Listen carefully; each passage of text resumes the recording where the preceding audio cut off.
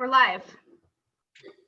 So I think we're live now, and we're going to go ahead and begin our meeting, our regular council meeting of June the 16th.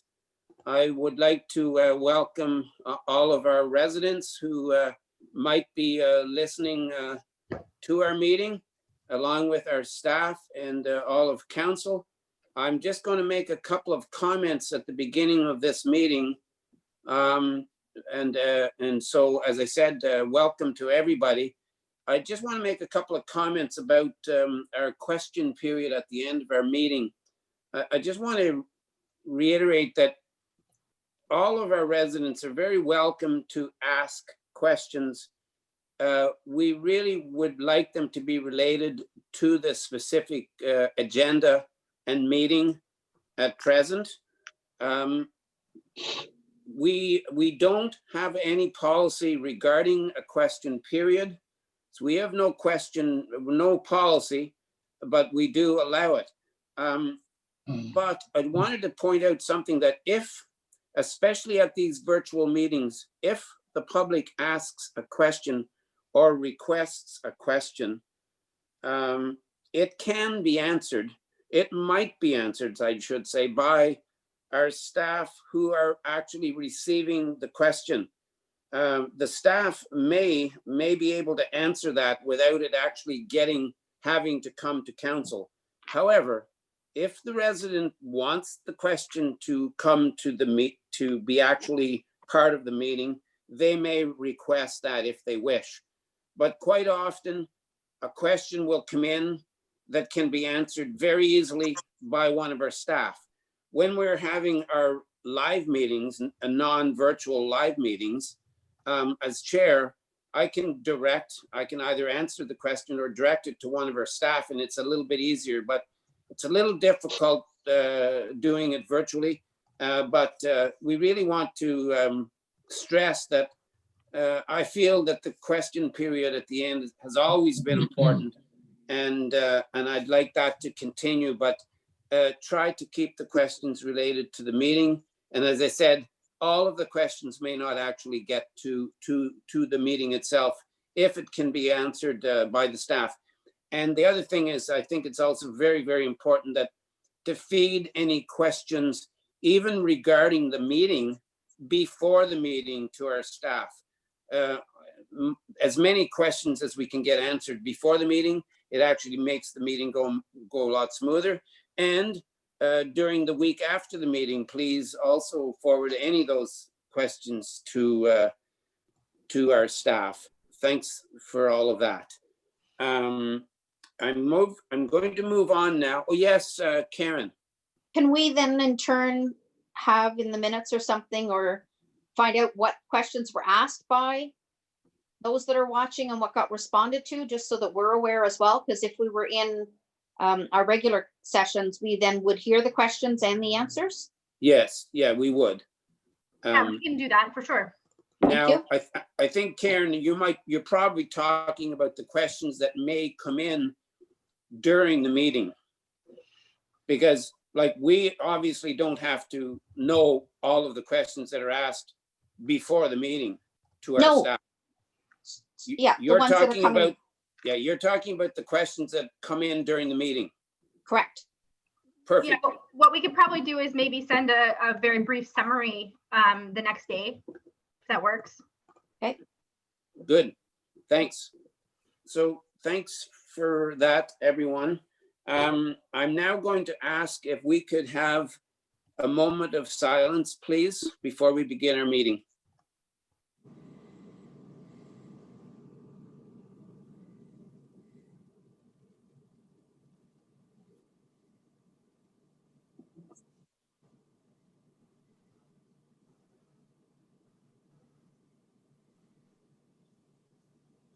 Thank you, everyone.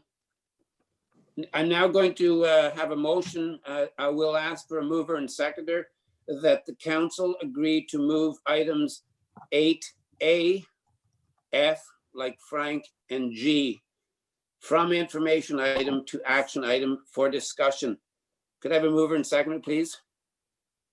Okay, moved by Karen and seconded by Jeff. All in favor? Okay, and that's carried, thank you. So I'll repeat, that's A, F, and G. Thank you. Also, I have a motion that the regular meeting of council agenda dated June the 2nd, 2020 be approved as circulated. I need a mover and second for, maybe before I pass that resolution, I will also remind all of council that if you do have any disclosure of interest, you can declare it now or anytime during the meeting. And No, yes, Jasmine. I just want to note that it would be approving the agenda as amended. Yes, I will change that here. So that the regular meeting of council agenda dated June the 2nd, 2020 be approved as amended and moved Also, by. yeah. Moved by Karen and seconded by Claus. All in favor? That's carried, thank you.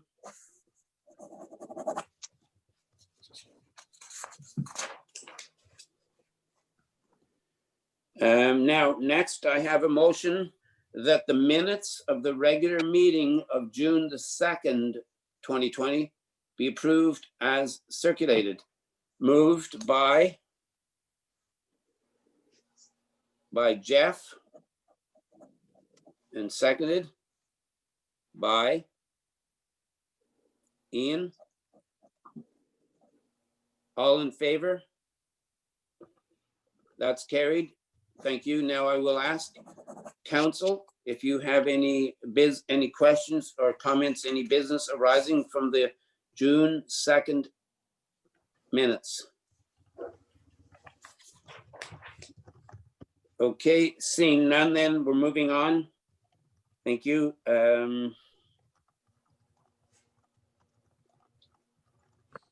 We have no delegations tonight, and our first report of our municipal officer, the first report is going to be yours, Jasmine, and that is going to be on the official plan review. So thank you, Jasmine. Thank you. So in the 2020 budget process, we did discuss and budget for a official plan review for, we allocated $15,000 of that money. Most of that, I believe, is coming from the development charges. I did release a request for quotations because of the amount of the tender or the amount of the project. It doesn't meet that $30,000 threshold for the RFP and the 20-day advertising period. So I did release it for 16 days.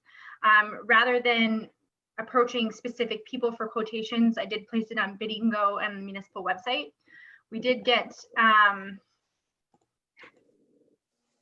24 bid takers, 26, sorry. And I also sent it directly to a couple local companies that we have worked with in the past for similar projects. We received one quotation, which is very slightly over budget by $187. The recommendation is to move forward with this so that we can complete this project through, in 2020 or at least very early in 2021.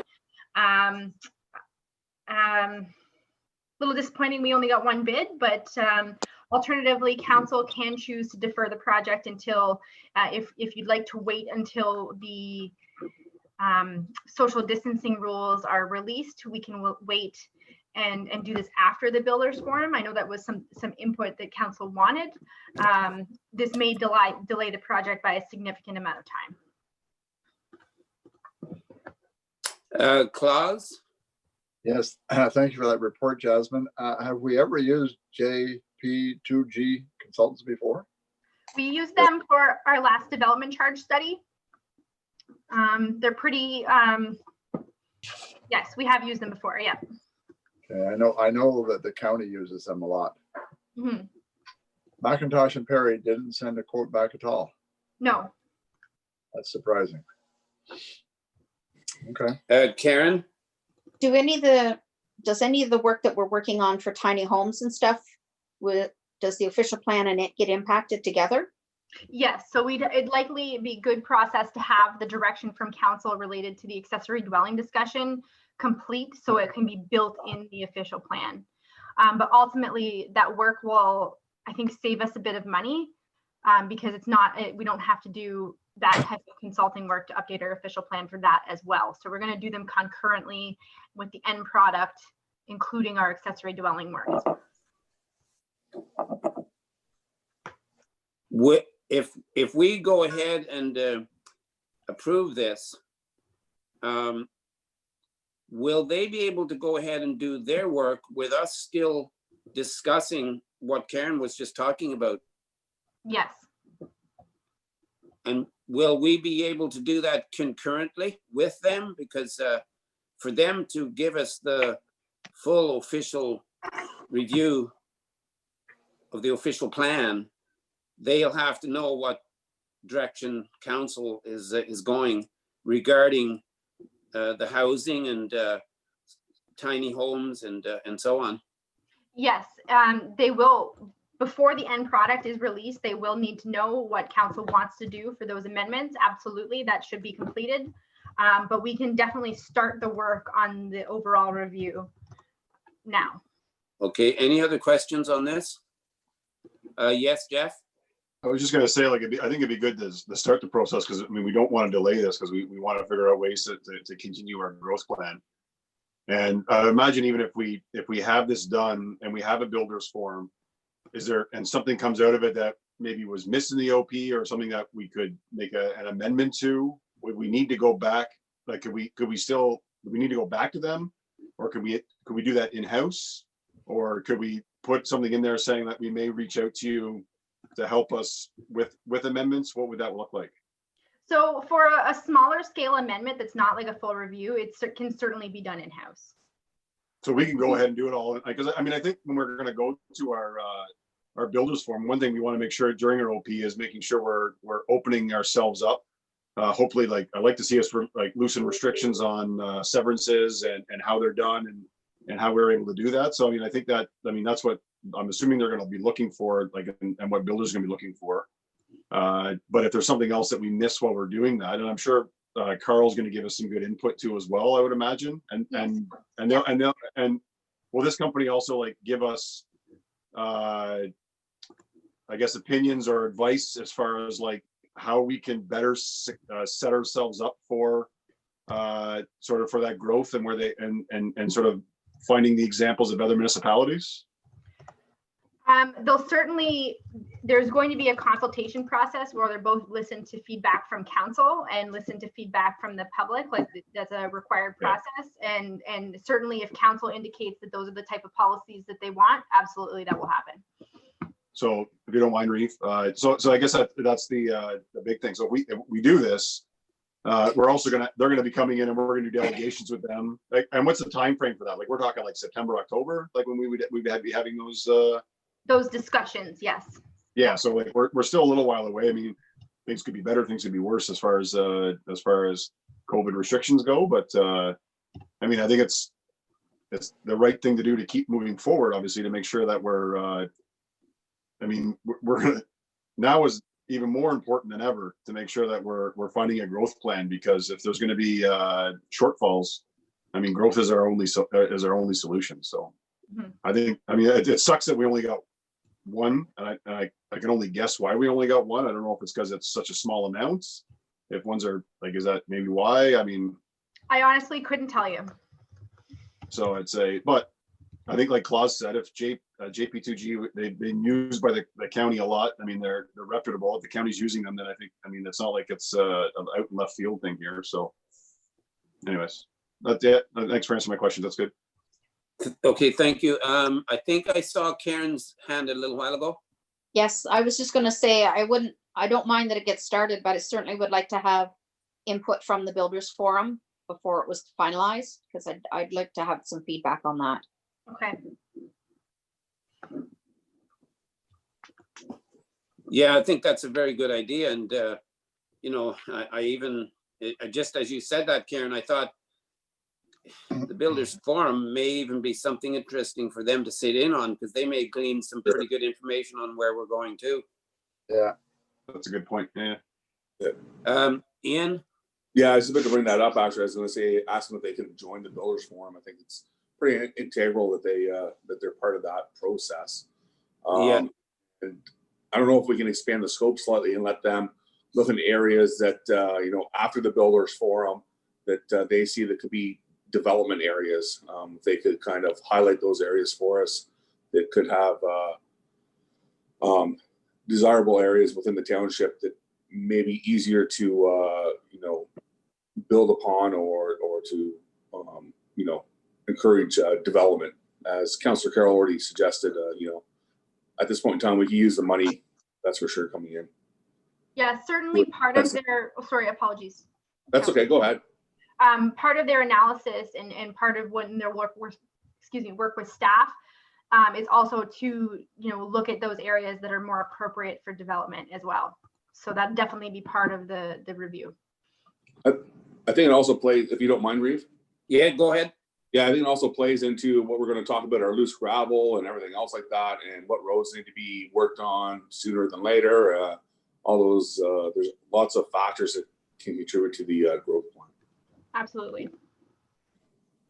So seeing no more questions and comments, I have a motion here that council receive the following report. That is the OP review report, and that the following be approved, that council award the official plan review contract to JP2G for $14,925 plus HST.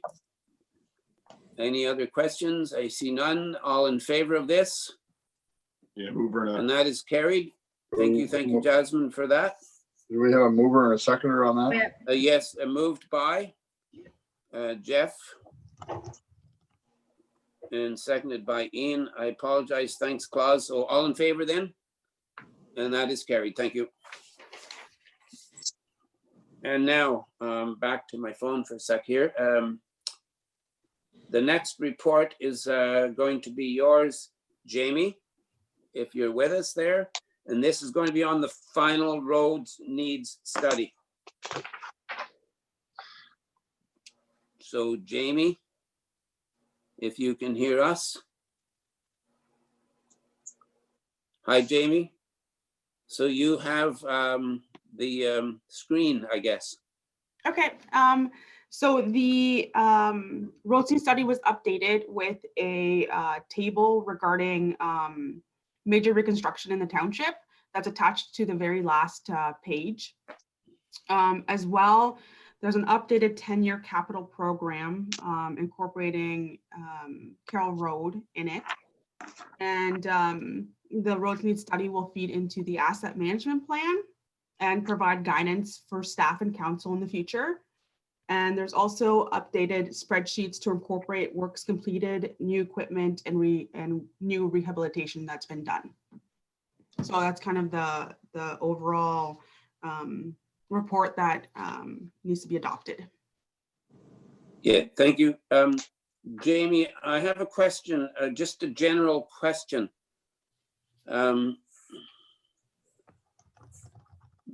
We're going to be adopting this. If we adopt this roads needs study, does that mean then that tonight we would be approving the classification of each road?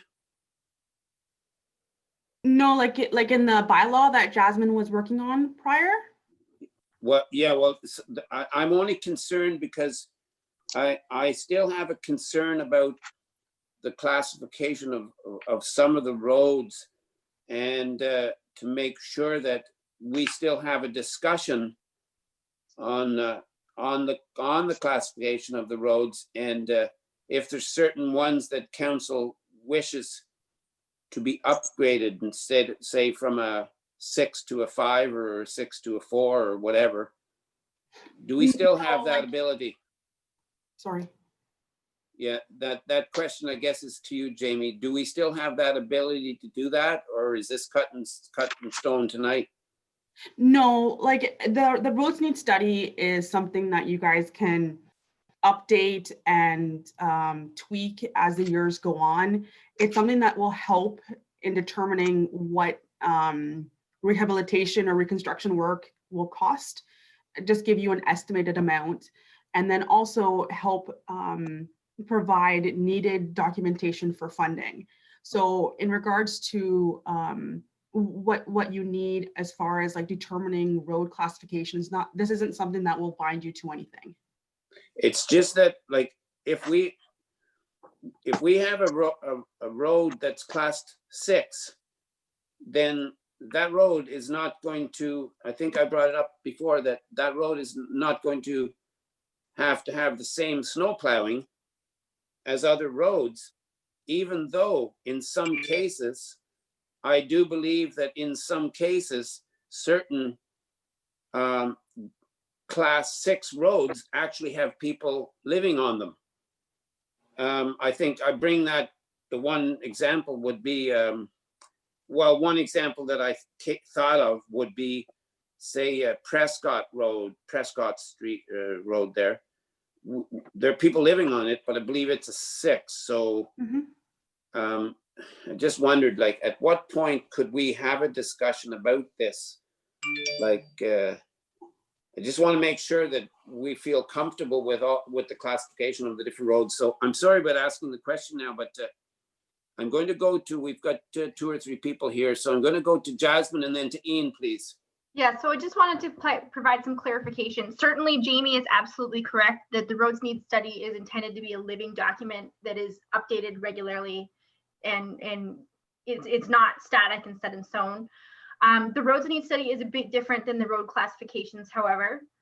So the road classifications are set out by the province, and they're just a function of speed and our average traffic counts. So that's a regulatory thing. The discussion that we will have, and we will absolutely have this with council related to the 6 and 6B and C roads, is a different conversation. And there's certainly nothing in the roads need study that would affect that conversation. And we will have that, I think, at the next meeting in August. So. Okay, that's perfect. That's great. So Ian and then to Karen. Yeah, Jamie, I definitely like the way that they've done the increase in the gravel amounts and how they've essentially leveled out the costing for each year. So there's a roughly a relative average kilometers completed per year, you know, throughout the course of the cycle of the I guess it looks like it's every 4 years, and which, you know, averages everything out nicely for the taxpayer and for you know, planning reasons. And it's also nice to see that we bumped it up a little bit to make sure that we do a little better job on the maintenance end of it. So that's very nice to see, as well as the long-term HCP and LCP forecasts as well. Thank you. Did I see your hand, Karen, and then to Jeff? So Karen? It was just a comment I was going to make to say that I see where in 2027, Beckwith is also planning to maintain McLaughlin. It was just a comment. Yep. Jeff? Well, I mean, on that note too as well, I guess they also just did the gravel portion too as well of McLaughlin, but that's, I mean, that's kind of good. Was McLaughlin on our list to do for gravel road this year too as well? No. It wasn't. So they did it, but did we talk to them at all? Like, it's good. I want McLaughlin to be done. It's just not on our list. It's on our list for next year, right? So we're gonna bump that one up to this year because they basically Beckwith just went ahead and did it.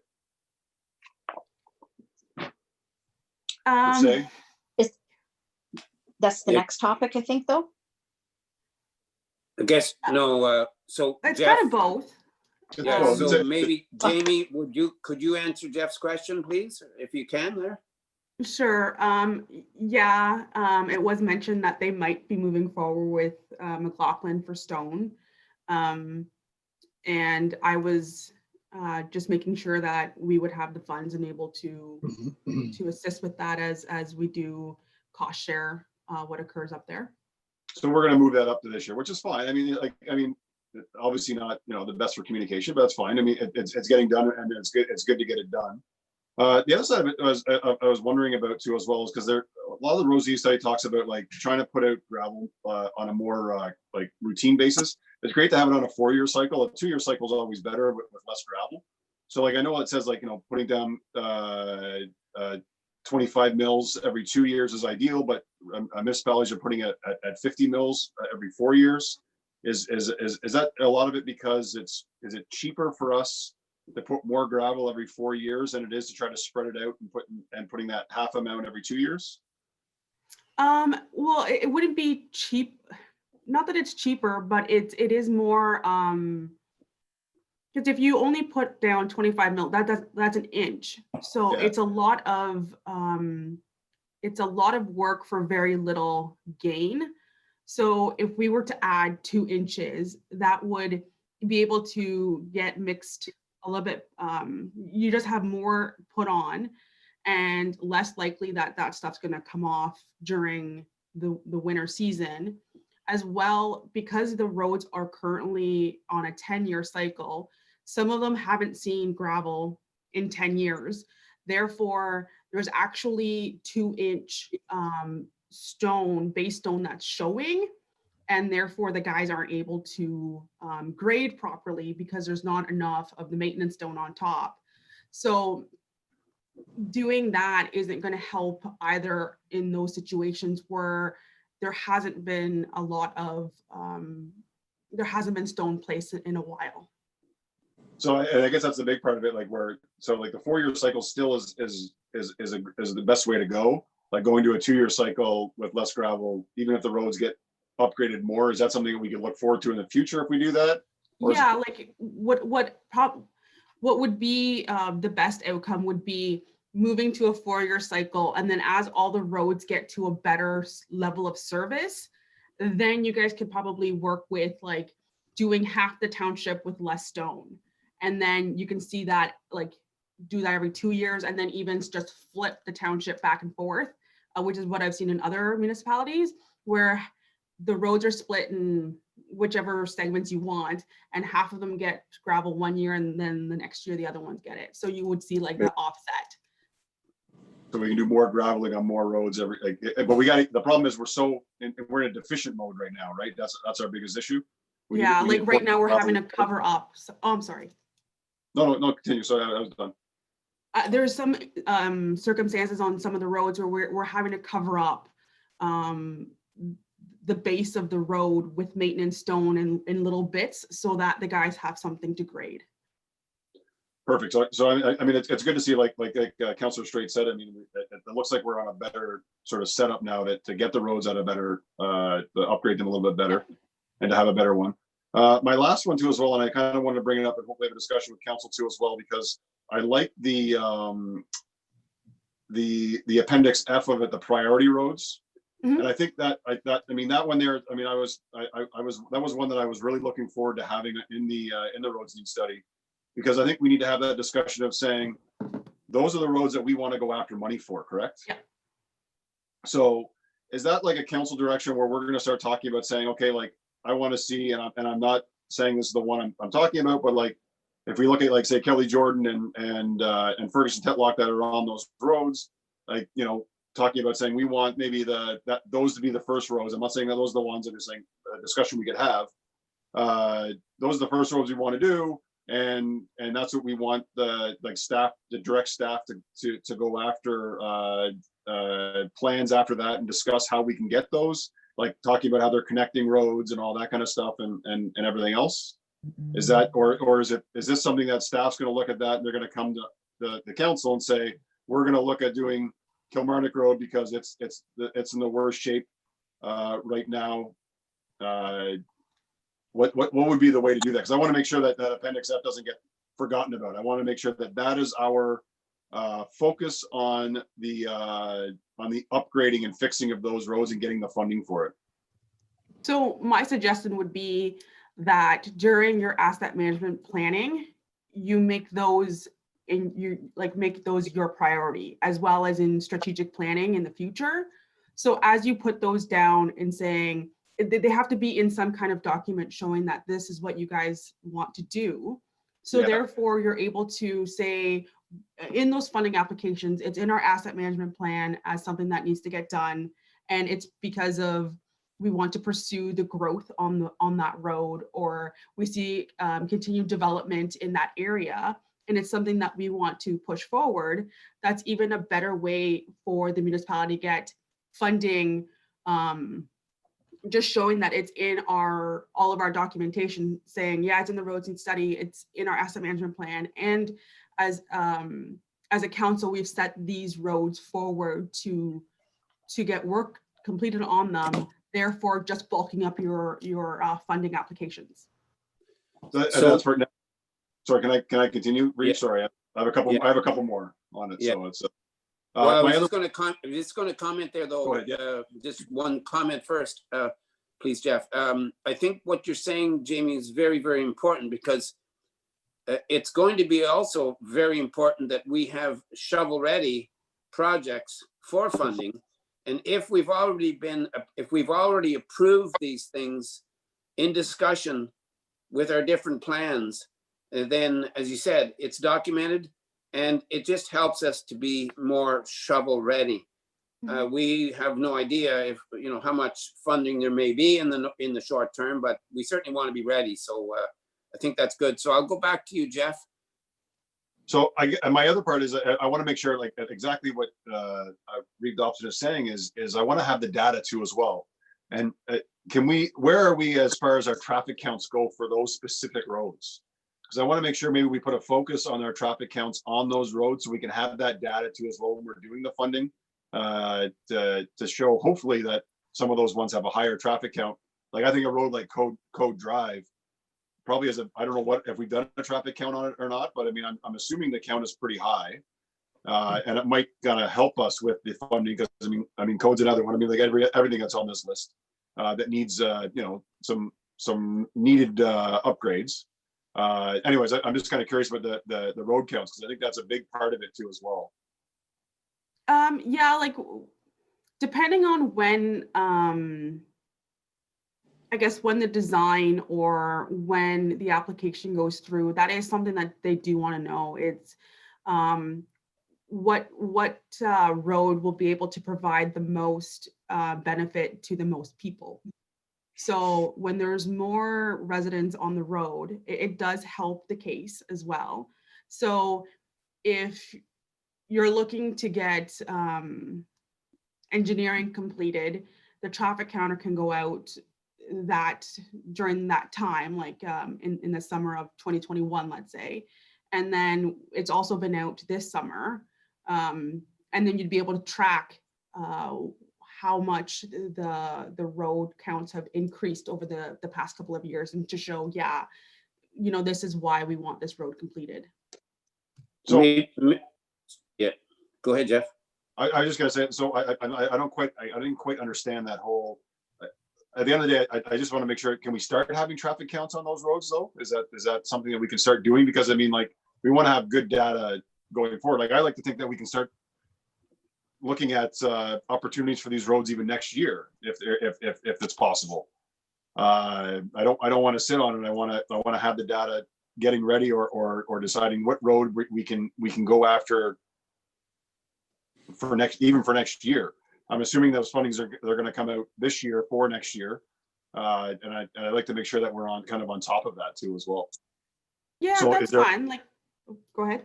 I was just going to say, can we get on those roads? And I was going to lead to my other question, I think later on, was I'm like, do you have a report? And that's, sorry, it's a side note, but a report of the traffic counts so far that we've done since we've gotten the traffic counter?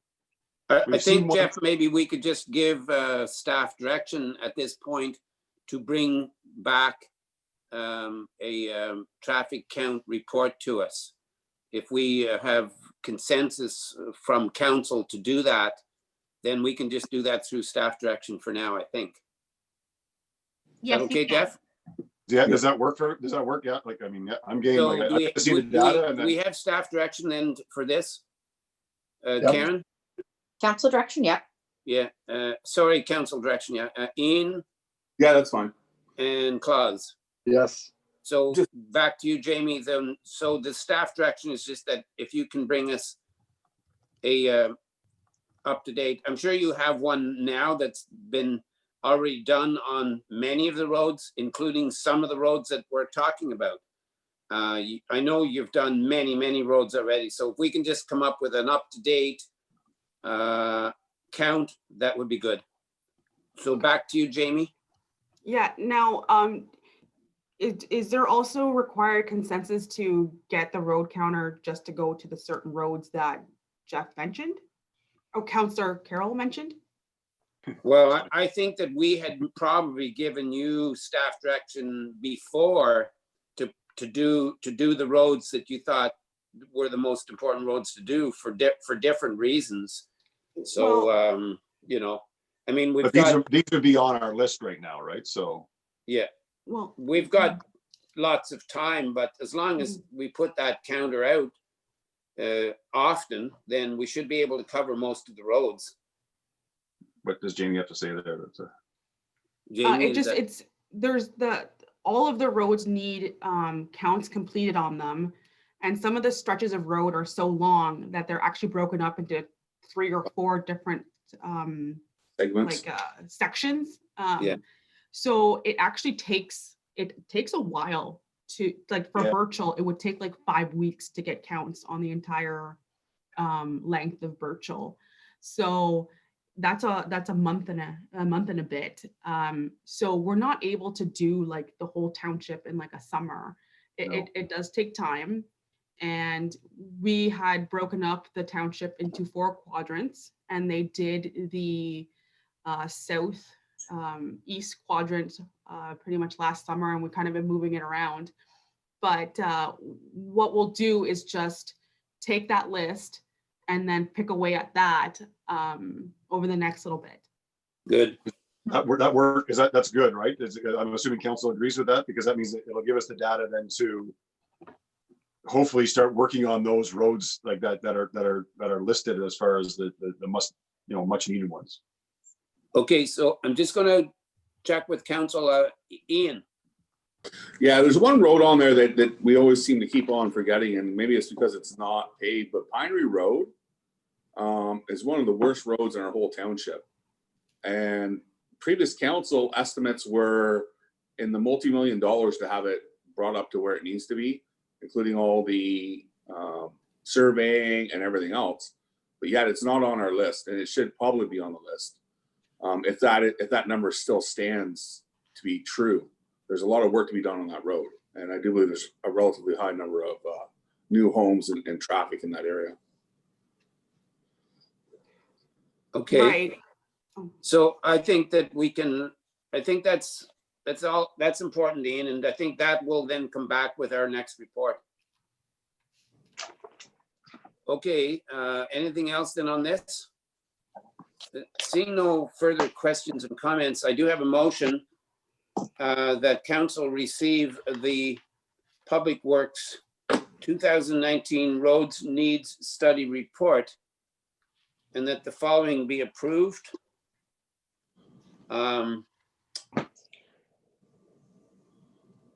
That council adopt the 2019 Roads Needs Study. I need a mover and seconder, please.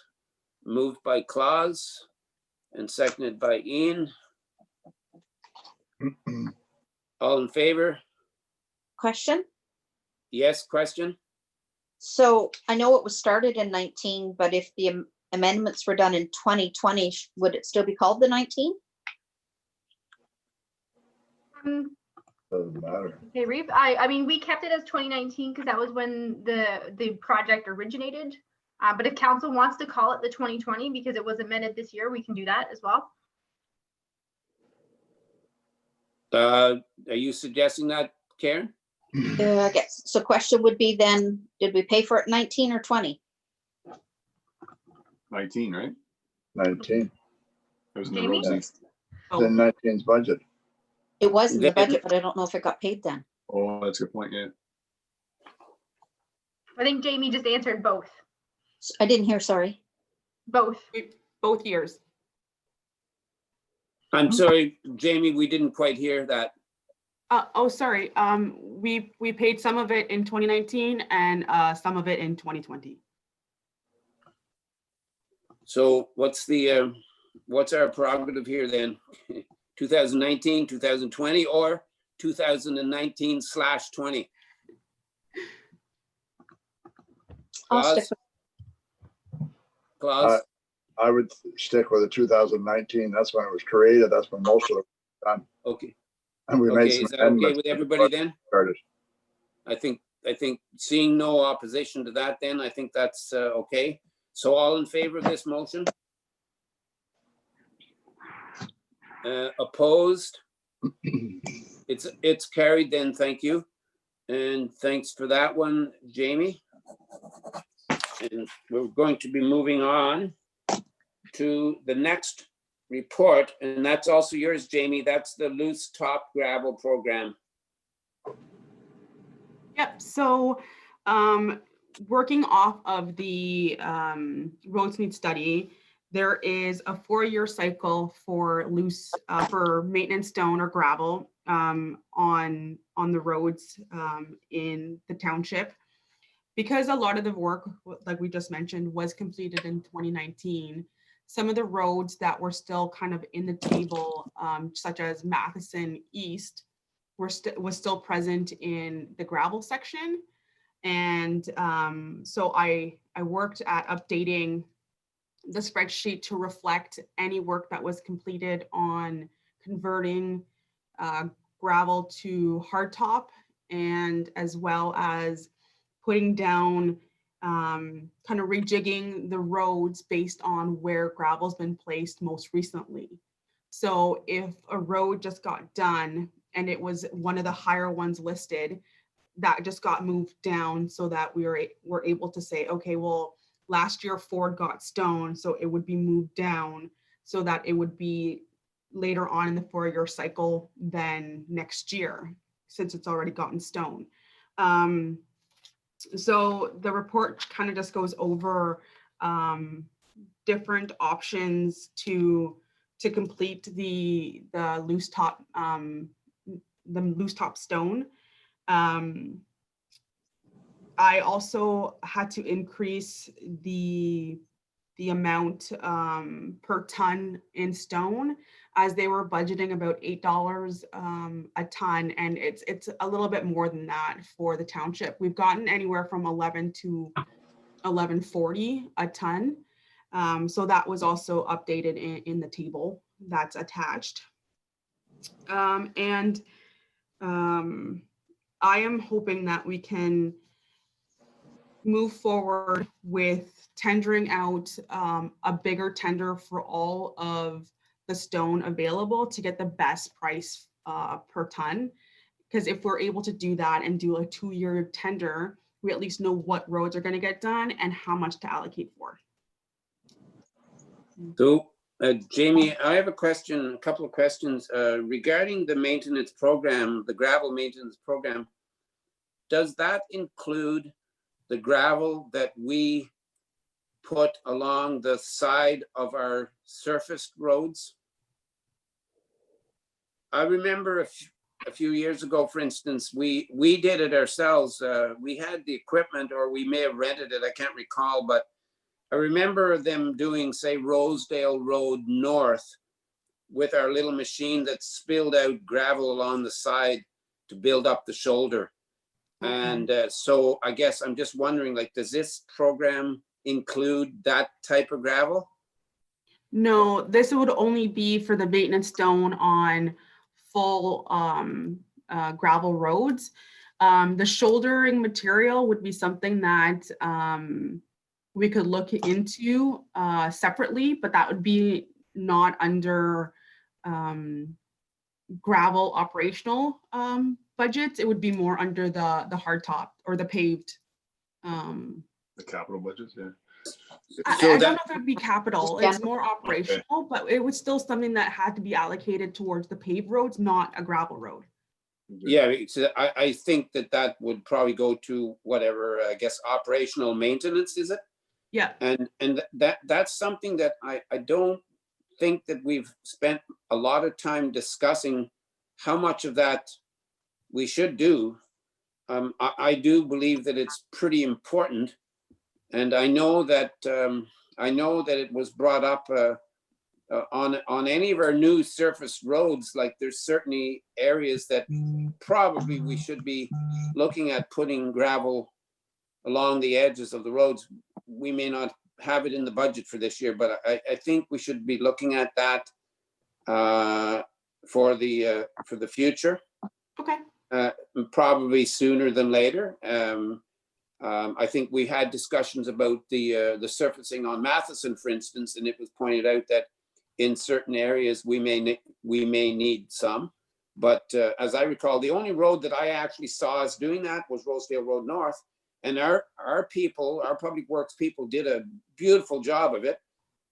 We had a machine that just spilled out the gravel along the side, and then we came along and either graded it or rolled it, but it made a beautiful job, and the gravel became equal to the height of the pavement, which is safer and it prolongs the life. So we may then, like, how do we then make sure that we get money into the budget for next year then for that type of gravel, because it's still going to be considerable amount, isn't it?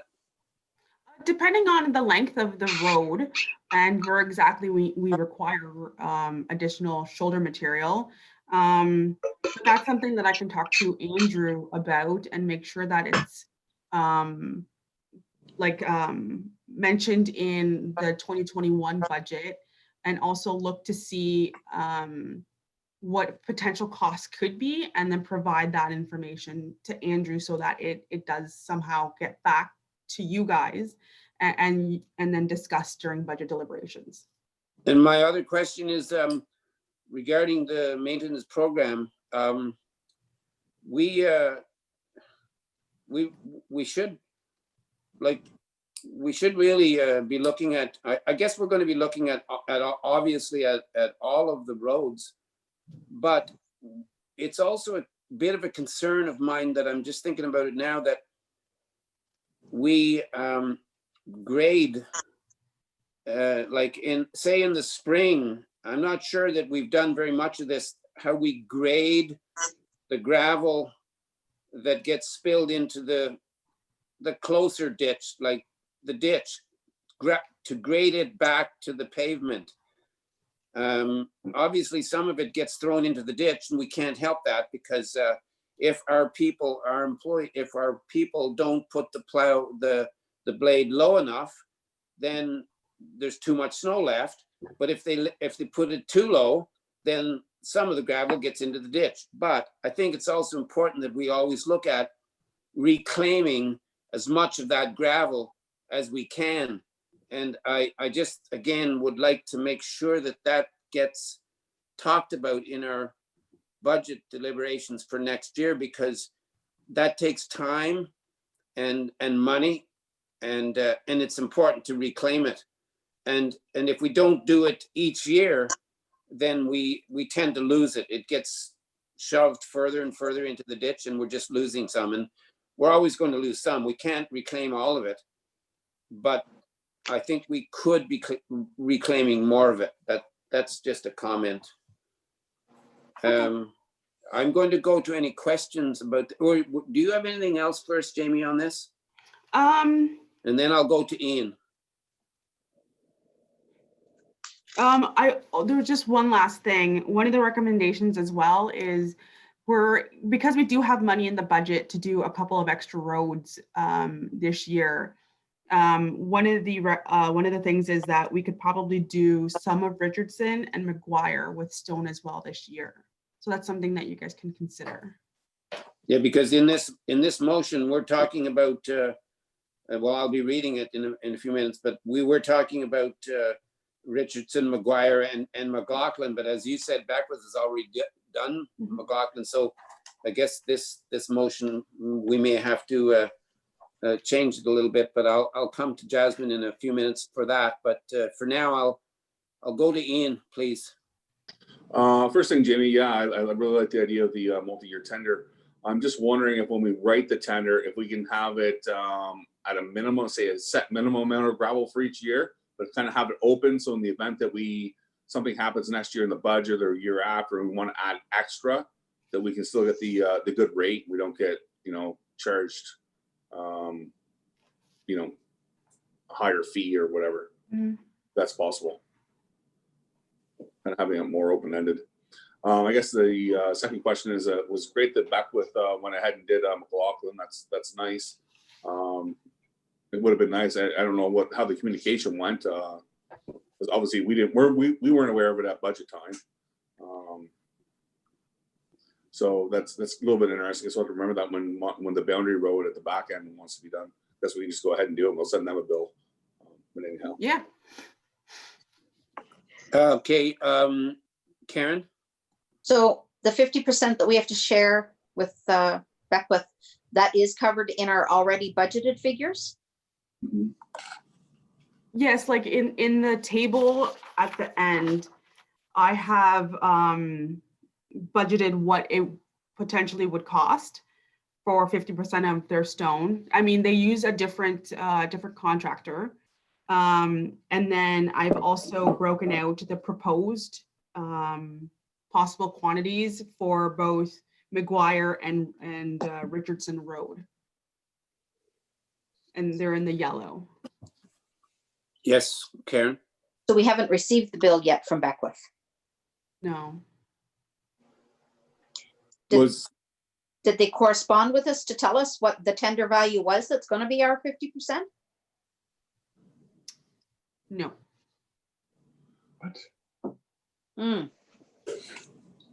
Well, Council, we don't have an option to discuss this? to Howdy, Beckwith? neighbor.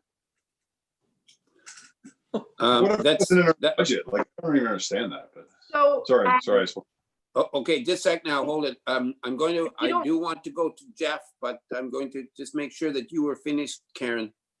I was just going to ask if the agreement we have with Beckwith deals with them doing it and just automatically billing us on a regular basis, or how does our agreement with Beckwith work? Well, well, I guess Jamie, or I'm going to ask Jasmine if you can answer that one, please. So our agreement with Beckwith is very vague. It is from 1977. Oh, nice. So if council would like to direct staff to review the agreement, that is something that you can do right now. Well, I think it's pretty important, but the fact that like we had to approve simultaneously with Drummond and Elmsley when we did the road, Carl Road. So really, they should have been doing the same thing with us. We Mhm. should have been agreeing with the amount.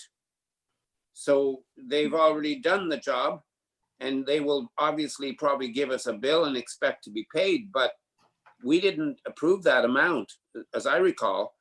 And yet that's how we did business with Drummond North Elmsley. Karen, I'll still go to you. It's your question. Well, especially since they were aware that we were discussing McLaughlin, although we were discussing the east side, not west side, but they were aware that if their intent was to do the west side with gravel, I would say courtesy would have been that they contacted us. Okay, I'm going to go, I think Jeff was next and then I'm going back to Ian. So Jeff? Just a couple things. So Jamie, I just want to clear it up because in McLaughlin, you have it broken down into 3 different sections, the 8, and the 3. Is that your estimate of our portion, or is that the estimate of what the overall cost would be? Like it would be what the overall cost would be. So we're half of that 816 night, like that night, about $20,000. No, that Or- would be the 50%. So the cost is, your guessing is around, or your estimates are not guessing, is around $40,000 to do McLaughlin, and our half would be 20. Yes. That's sort of the, now, I guess the other side of it is we were planning on it for next year, correct? Well, the McLaughlin. original spreadsheet, I don't have it in front of me. I am not sure. I don't have the spreadsheet with me. I'll pull it up on the agenda. But I mean, there's always like a year like depending on the way their budget works or their allocation, I'm not too sure. It's If in our it's only a 2020 year right now. away, we could always bump it up or bump back. Yeah, it's like, it's in our 20, like, it's in our 2020. Was that moved into our 2020 because of what they were doing? Or was it already in our 2020? No, I moved it into our 2020. Okay, we moved it from another year to the 2020, okay. And I'm just gonna throw it out there. It's like, well, if it wasn't our 2021, is it something that we look at saying, well, we can pay you next year for it and part of our budgetary, and we can look at another road that we can still do? Or is that sort of offside on our side, or is it like, I don't know, I'm kind of throwing that out there to say, why don't we do another road and say, well, if it, like I said before, like if it's in our 2021, that's when we can, that's when we were planning on doing. You didn't discuss it, so that's when we have it budgeted, and that's when we can pay you back. Possibly, I'm not sure, but I can look into that. Okay, I'm going to go to Ian and then to Karen. So essentially, Jamie, this year came out of the extra money that we had set aside for the extra gravel for this year, really. Because we didn't budget it originally, so it came out of that. I kind of like Councillor Carroll's idea. Maybe we'll pay them next year. Why not? What the heck? Well, it might be months before we get the bill anyways. My other question is the gravel cost per ton, Jamie. If we were to use our contract versus their contract, was ours cheaper? Would theirs have been cheaper? Have you figured that out just by chance? Yeah, I can find out that information. Would have been cheaper to do it under our contract versus their contract. Communication is a big deal. And what about the tar and chip section of McLaughlin that is wretched in the swale end of it there? As soon as you turn left off of Rosedale North. So that never got addressed. Well, maybe we should kind of hold off that part of the conversation till later, only because this report has to do with the maintenance program of the loose gravel. Can we wait for that question there, Ian? Well, maybe if the contract's that open-ended, maybe we should just leave it how it is, and we'll go ahead and schedule for McLaughlin the tar and chip portion next year. It'll be all next best. We send them half the bill. A pretty good deal. Yeah. Okay, Karen? I think I'd like, because Jasmine made a comment that she could find out what the 1977 agreement says. So I think I'd like to know that. I don't want to pay any bills until I definitely know what our agreement even said. And then definitely too, Yeah. whose contracted rate for gravel was, a better rate to be reimbursing. Well, I think that maybe if we could just wait till Jamie, you give us a further report on this, and then you can give us the answers to that question also. And I think maybe Jasmine has something to add here. Yeah, so I do have the agreement, and it really only speaks to maintenance. It's very simple. I can send it to council once the meeting is over. So basically, either township has to estimate our annual maintenance costs, and we share it. That's in essence what it says. Can you repeat that? You said either township. I didn't hear that, Jasmine. So both townships are responsible for different portions of the road. So both of us are supposed to estimate our annual maintenance and communicate with each other. Communicates the word. Yeah. Communicate. Which So didn't happen. our estimate was for 2021, not 2020. Yeah, and that's, I mean, whether or not you would include, I know we call it maintenance gravel, some may consider it capital investment, not sure. I'm not a lawyer, but it's a pretty vague agreement. Okay, so do you want us to give staff direction, Jasmine, to be able to bring a report back to review that agreement? If you'd like, if that's what council desires. Like, I personally feel that we should simply ask give staff direction to do, to look at all of the agreements that we have with the neighboring, the bordering municipalities. I mean, I think we were looking at Ottawa last year. You know, there may be other municipalities that we could look at. We should really take our time and look at all of the agreements. Is that okay? Would that work, Jasmine, if we give staff direction to do that? You can. Jeff? I'm just trying to remember the Ottawa one. I thought we discussed that before, and it works quite well. And it was pretty. It was a pretty good agreement, was it not? I thought it was, and we discussed, because we had discussed it before. And not that I don't want to give them extra ones to look at. That's why I mean, clearly the Beckwith one is a bit of a needs to be looked at. Yeah, I would only be suggesting that we look at the agreements that we feel that needs to be looked at. And we did talk, like, as you said, Jeff, last year about the Ottawa one. These agreements, they will only work if we stick to the agreement. And and as you say, Karen, the key word is communication, which didn't happen. So that we're left out in the outside of this discussion here, which probably shouldn't have happened. But I agree, Jeff, that we may not have to look at all of the agreements, but if we could just give staff direction to choose the agreements that we think should be looked at and bring it back to council. Could I get, yeah, Jeff, I'll get your comment there, and then I'm going to ask for staff direction or consensus on this. Jeff? I just want to say with the Beckwith thing, like, I mean, we want to work with the township. We want to work with Beckwith, but also we don't want to be bullied into stuff too as well. I mean, that's just not appropriate behavior. And I think that's the biggest part. I don't want to get into a lack of a better term, a peeing match with Beckwith. I just want to say, like, it's just about being respectful of each other and giving proper communication. I mean, and I think that's, you know, what we want to say to them when it comes up. It's like, that's what we're looking for. Right? We want to be a good neighbor. So like, we want the same thing back. I think, and I don't want to get into a huge deal with them. I want to say be the bigger person and say like let's. Well, all we want to do is to be able to do exactly what we did with Drummond North Elmslie, because that was that went very, very well. Okay, so do we have staff direction then? I'm just going to go around and ask consensus, if we have consensus to give staff direction then to look into this. Yeah. All in favor? Claus? Claus? Okay, I'll go Jeff. Yeah.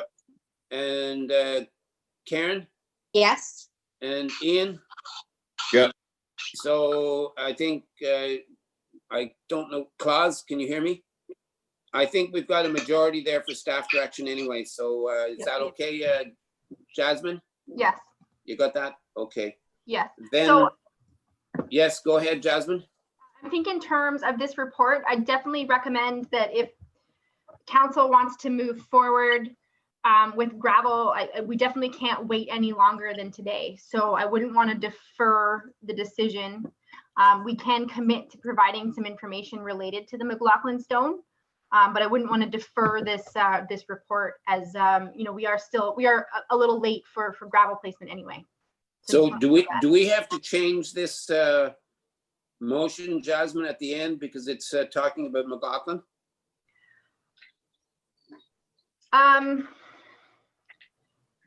I would suggest no. It is the recommendation. What council could do is to potentially defer the payment of the invoice until additional information comes forward. Do you not think that we just need staff direction, consensus for staff direction for that? Yeah, that should be fine. I mean, what we could do is do that, move forward. It's just that I'm not sure why this needs to be even part of this motion right now, because as the last paragraph reads, it says, and that council directs staff to move forward with McLaughlin at 50%, and then McGuire and Richardson. So, okay, I mean, we could, if council has consensus for that, we could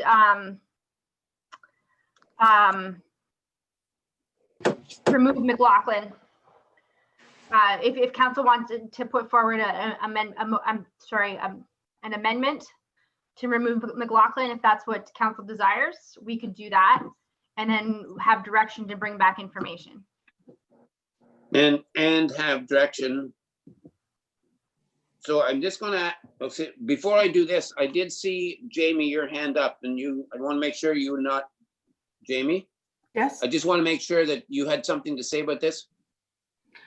Yeah, I was just, I can just ask Jasmine later. It's okay. Okay, then I'm going to ask if we have consensus. I'm going to try to get consensus then to amend the motion, I guess by just eliminating McLaughlin at 50% in this motion here, and also to get consensus staff direction to withhold payment at least until we get the amount and it comes back to council. So, I wouldn't necessarily use the word withhold. Let's say delay. pardon? Yes, delay. Delayed. Okay, so I'm going to ask staff direction then. I mean, sorry, council direction. Okay, I'm going to go around. Karen? Yes, Jasmine? Sorry to interrupt. I would say in terms of a correct procedure here, we'll need a motion to amend. Okay, so So if someone, if yeah, we'll do that first then. So I've got a motion. Karen is moving it and Claus is seconding it, that we amend this motion. How do you want to read that? Jasmine? I'm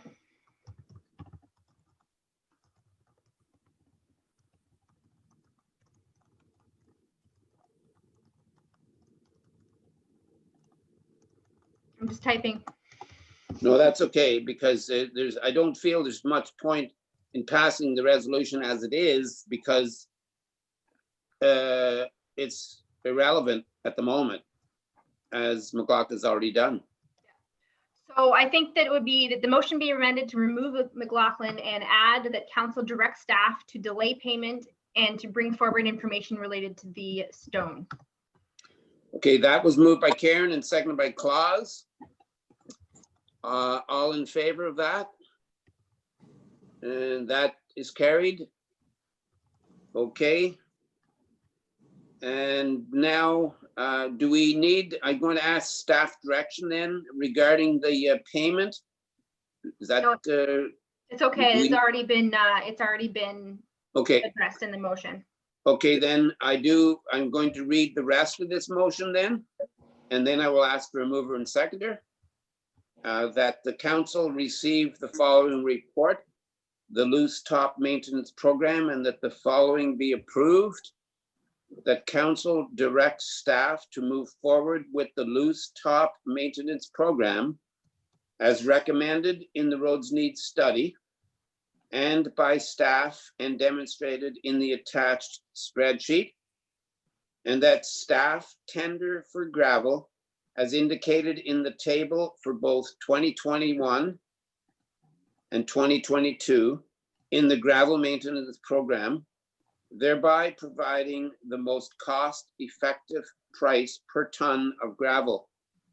And that council directs staff to move forward with McGuire and Richardson in 2021 or in 2020 for additional gravel and calcium. Then it'd Any be further? Added at the end would be, and that council directs staff to delay payment for McLaughlin and to bring forward information related to McLaughlin Road Stone. So that's the Okay, timing. so you can add that. You can write that out in the motion, Jasmine, which I Yep. will sign later. Yes. Okay, any comments then, Jeff? Jeff? I just want to make one because it's just what the Councilor Straight had said, and it just kind of, is there a way that it also can be worded where there's an openness to it? Like if we were to put another $50,000 into it, that we'd be able to continue, we wouldn't have to pay more for that. We could hopefully maybe keep it as at the same rate. Yeah. Jamie? Yes, and I actually was gonna write a report, kind of outlining the way that the tender might look, as there's other aspects of this that I feel like probably would be a good discussion for council to have. So I will be typing that up and providing that to you guys as well. But will you be going ahead and putting this tender together before our next meeting? The additional amounts, yes, for McGuire and for Richardson. And Yes. then there needs to be a tender for all of the gravel come 2021 and 2022.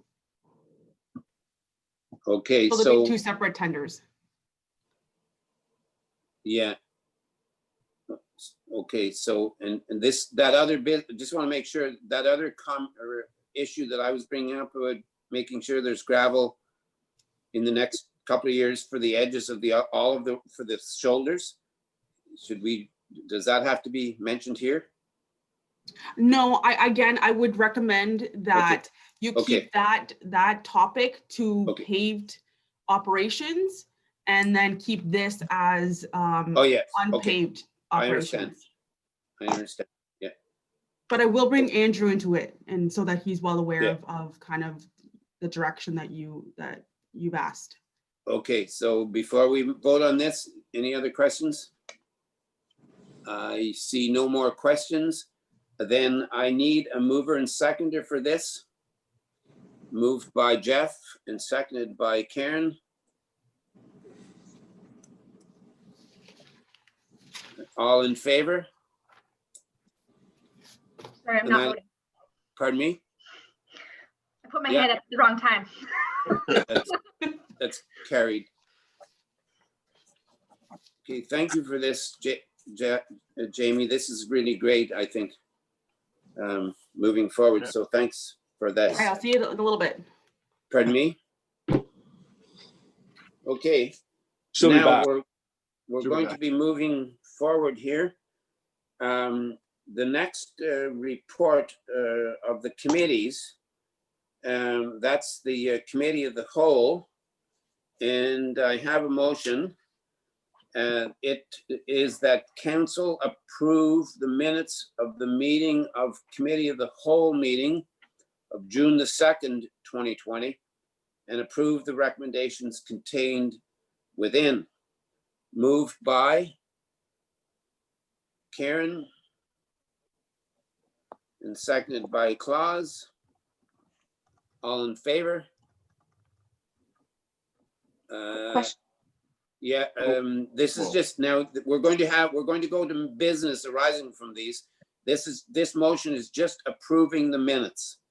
So is your question about the minutes? Okay, and is it Yeah. about the minutes, Karen? No, it was a question then, so that because if we approve the minutes, we're still on hold with reference to what we're doing, the demolition on the shed, right? No, That's what I'm clarifying. No, the motion was deferred. So if you look at the Yeah. bottom of the motion in the committee of the whole, the perfect. Right. Yeah. disposition, it says deferred at the bottom, so it did not pass, that's why. So that's- Okay. yeah. Okay, so all in favor of these minutes? Did you have another question, Karen? No, I was just putting up to Okay, say all so in favor. All in favor of these minutes then? That is carried, thank you. And now I will ask if there is any business arising from those minutes. Jeff? Just out of curiosity, have we gotten any other, I think it might come up in the committee of the whole, but have we gotten any other quotes or anything of that for the taking down of Shed B? Yes, we are working on more quotes. As noted, yeah, we will have them for the 23rd. Okay. We'll have them for the 23rd, yeah. Thanks. Okay, and moving on, we have no petitions, bylaws. We do have a motion and a notice of motion. The first one is that council directs staff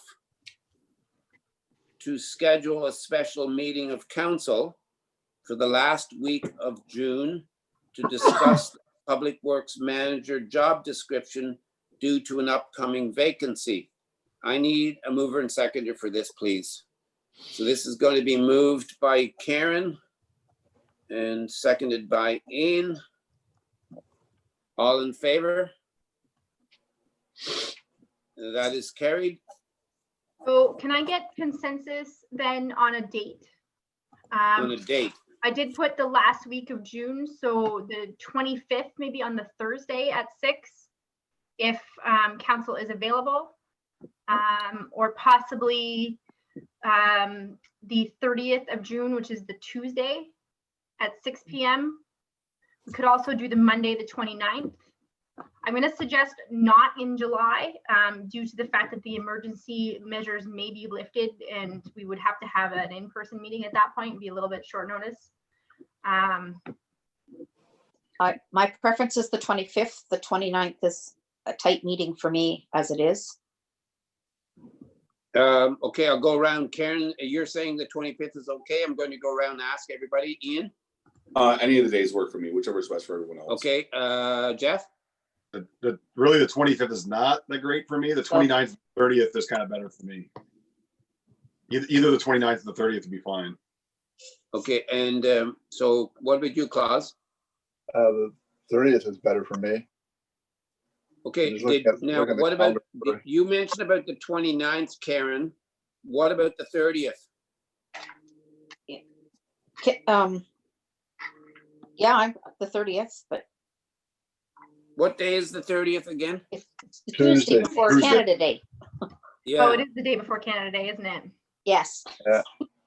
Canada well, Day there is in won't the be middle too of the many week. events happening, so, Yeah, there's not really a lot going on. well, is that okay then for everybody on the, do we have, I think we have consensus then for the 30th?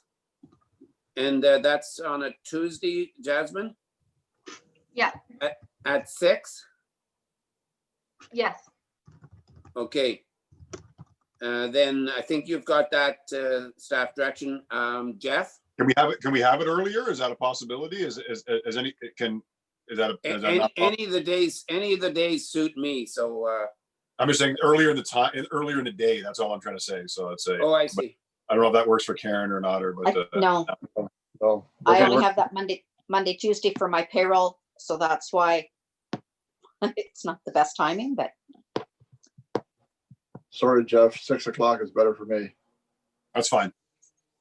Okay, then I think that's what we have consensus then, that it'll be on the June 30th. We will have that meeting at 6 o'clock. And Karen? question, what about the 24th of that Wednesday night? Would it work? I know we got one the 23rd, but Fine with me. I can't recall. I just can't remember about our county meeting. oh, I don't have my calendar in front of me for the county meetings, which is usually on a Wednesday. right. Yeah. Bill, Maybe somebody we can had- check. Can anybody easily check to see when the next? We had a county meeting on the 10th, so we would be scheduled to have a meeting on the 24th. Correct? Yes, I don't the 24th is a meeting date, yes.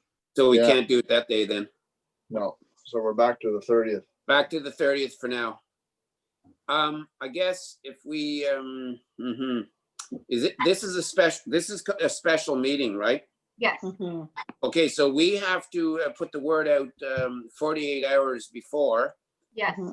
So can we just tentatively then go ahead and plan for now that for the 30th?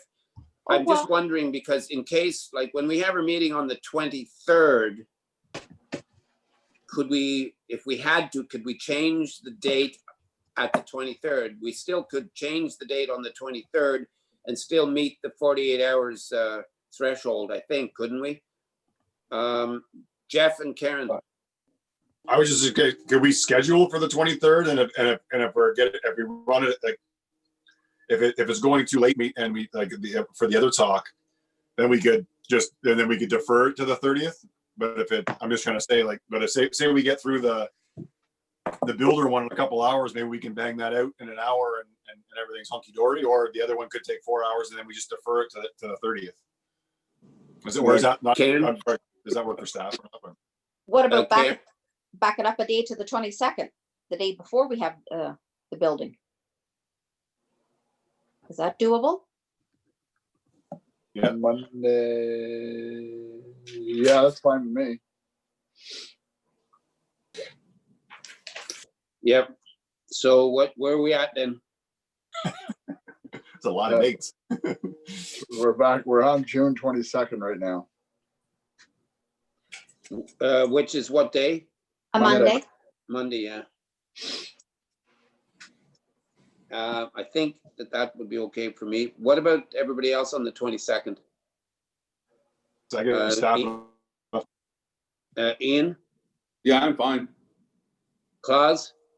Yeah, I'm fine. Just a question, is this going to be classified as an in-camera meeting? No.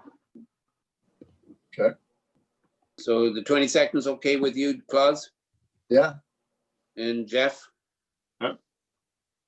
So I think then we're back to the 22nd at 6 o'clock. Okay? Bingo. Okay, then, so we're going to move on, please. please.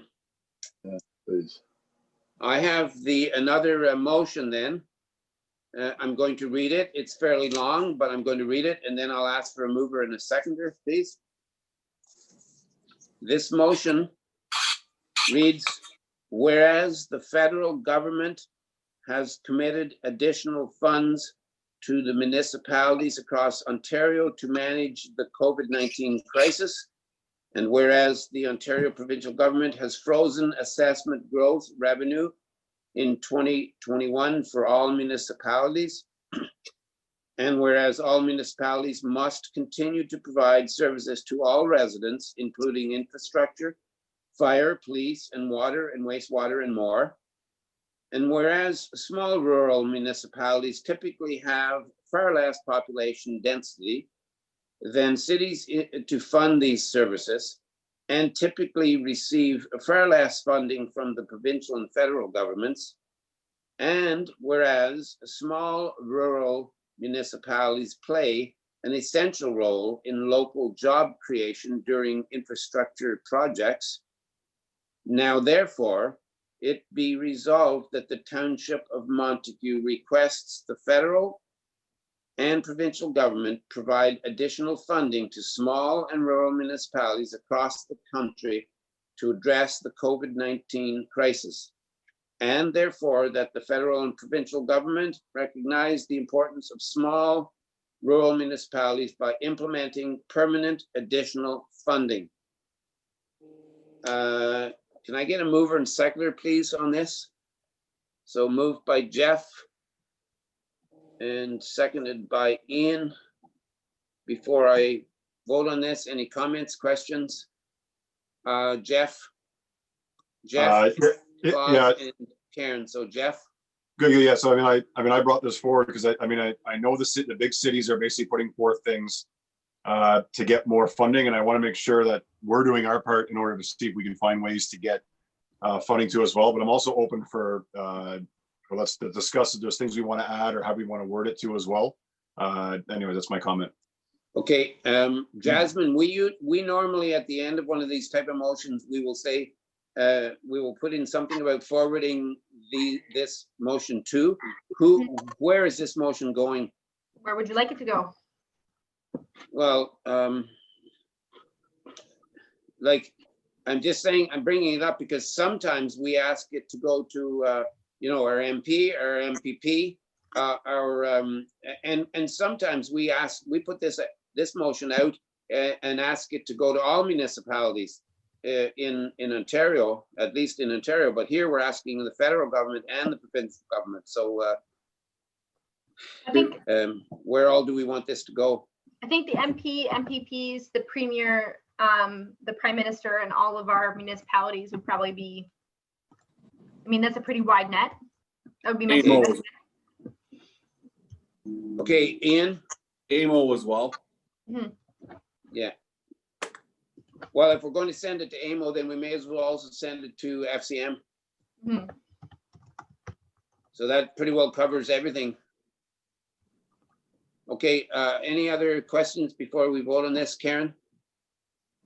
When you were reading it towards the end, I thought I heard you say something about permanent funding. Yeah. Okay. What specifically does that mean? It might have been this one here. I'll read it. Now therefore be it resolved that the Township of Montague requests the federal and provincial government provide additional funding to small and rural municipalities across the country to address COVID-19 crisis. And the last one, I think, is the one you're talking about. And that, and therefore that the federal and provincial government recognize the importance of small rural municipalities by implementing permanent additional funding. Yes, So Jeff? the comment on that, I mean, I'd like them to see, obviously, to increase the gas tax funding, but that's a big avenue we get from the federal government. So looking at ways to get sort of more funding that way. And also, what's the big one that we get from the province? I always forget. It was like a OSA. pardon? OSIP? Yeah. Like, Yeah. I mean, obviously, like getting like we've seen decreases, I think, over the last decade. So it's once again just sort of advocating and doing our part to get better and higher funding, I think, is really at the end of the day. Okay, Ian, I think it was Karen first and then Ian. So just to further though, just wondering if we only stay at permanent, will the other municipalities, would they understand what it was as well? That's all, what we were asking. Mhm. I'll go back to you in a minute, Jasmine, if you want to massage this a little bit. But Ian, I'll go to you, Ian, please. I think it might be better to break it out a little bit. You know, we might want to focus on one thing, the COVID-19, getting the additional funding. Everybody right now, the feds and maybe the province are going to send us some extra cash. And then maybe when the OCIF stuff comes out later and we see another decrease or whatever it is that happens at the end of the day, that we put forward another motion to the municipalities to increase it so that we don't kind of, you'd hate to have them say no because we put that we want permanent additional funding in there when there might be money available just to address the COVID crisis. Okay, I guess, Jeff, this was, you had put this forward, so I'll ask your advice on this first, and then we may have to amend this motion. Because I see where Councillor Strait's coming from, and I agree. I mean, it makes sense. I mean, right now I'm looking for funding that we can get that's going to help cover some of our loss in interest and our loss of doing tax deferrals and everything else. And I'm kind of hoping that we're going to get some relief for that. That's really the immediate release that I think we need to have. So I mean, maybe it is better to narrow it down a little bit to kind of focus in, because there is other ones out there that obviously talk about other funding.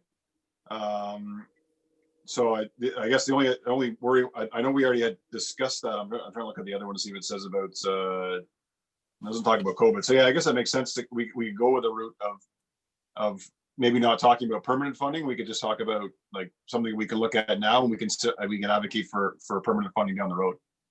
Okay, so I think that might mean then us eliminating the last paragraph. Is that correct? Yeah.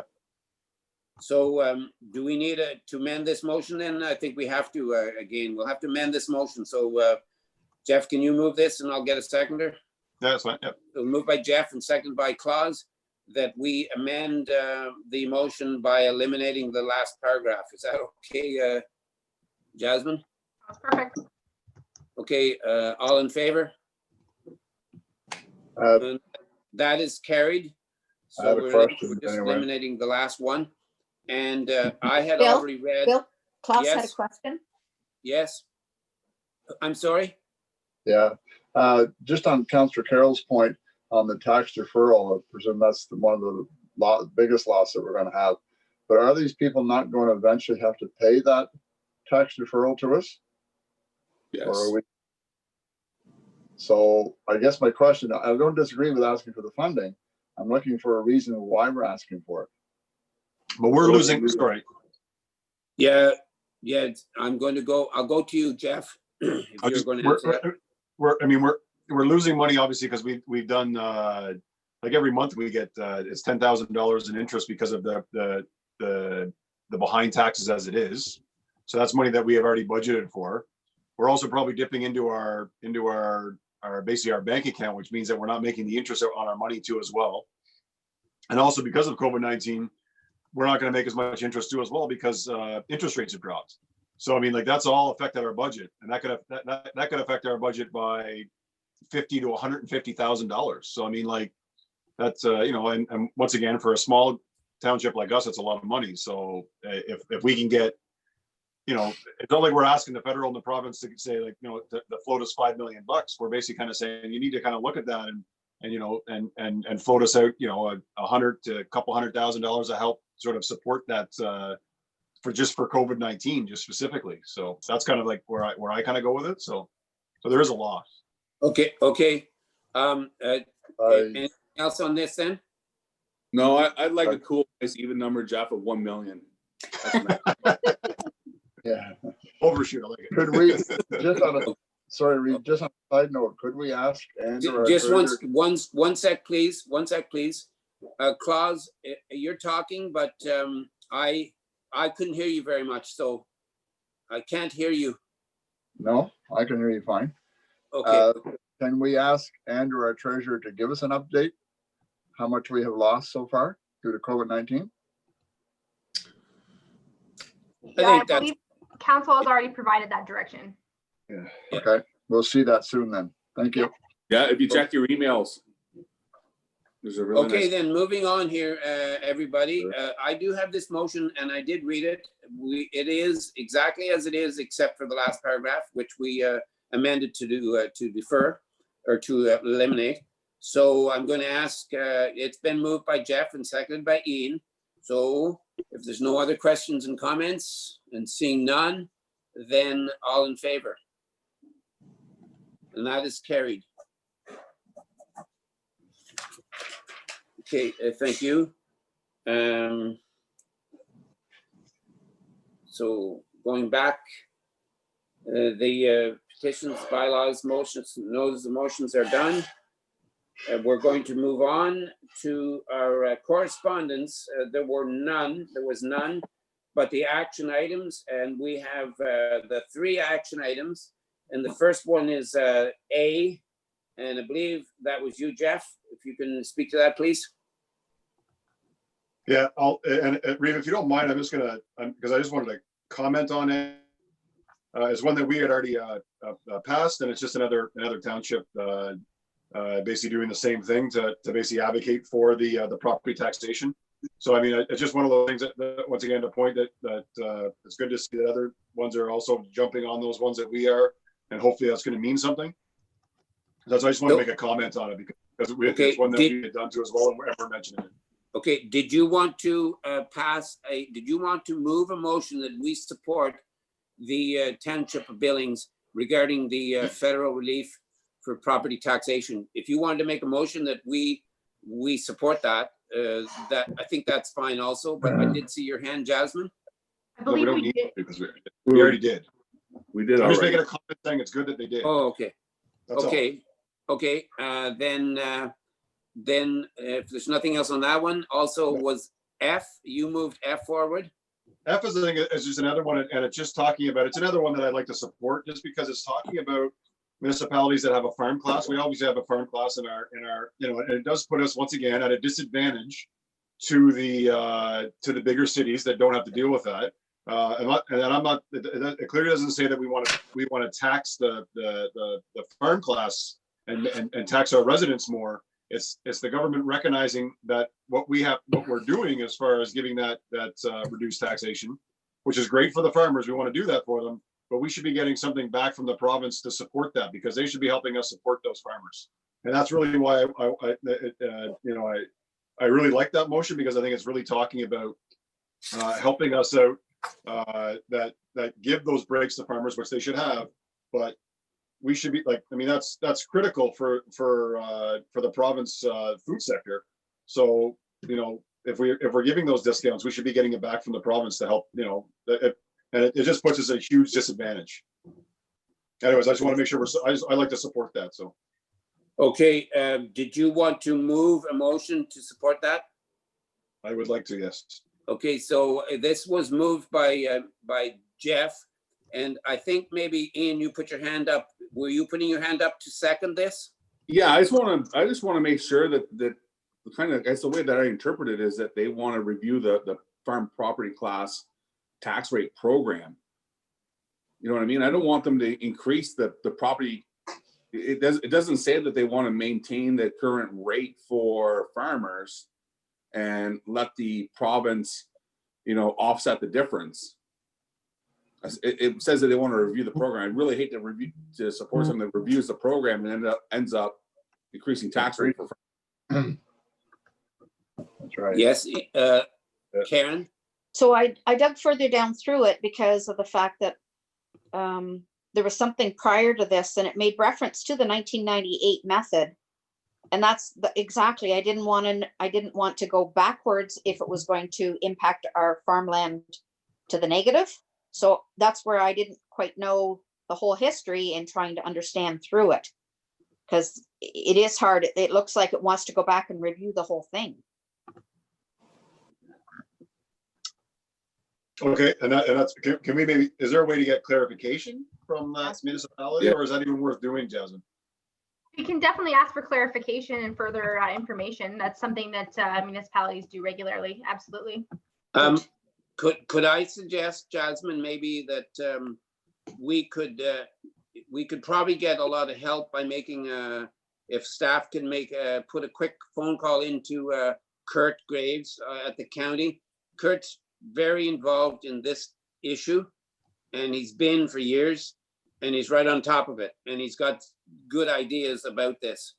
Could we possibly just defer this, Jeff, with your permission, to and then give staff direction to make a phone call to Kurt and just find out a little bit more of what he has read into this motion or this issue? I think in a general way, I think council should provide staff direction to look into the issue and provide information. Yeah. I wouldn't. Okay, so do we have staff? Do we have consensus there? Yes. Claus, Ian, Jeff, and Karen, and myself. Okay, you have that, Jasmine? Yeah. Okay, thank you. So that's okay for that issue now, Jeff? Yeah, exactly. Yeah, and thank you for Councillor Jennings, Councillor Straight, because I obviously don't want to put that at a disadvantage. I want to make sure we do it right. So yeah, no, I 100% agree. Okay, perfect. Now we're going to move on to G, which was moved forward also, and I moved it forward, and that is the vegetative management plan of the county, and hopefully you read it, but in that plan at the county level, we do many things. And when we started out, if you looked at one of the graphs, we're now doing 87% less spraying because we've had such an efficient, I'll say, vegetative management plan.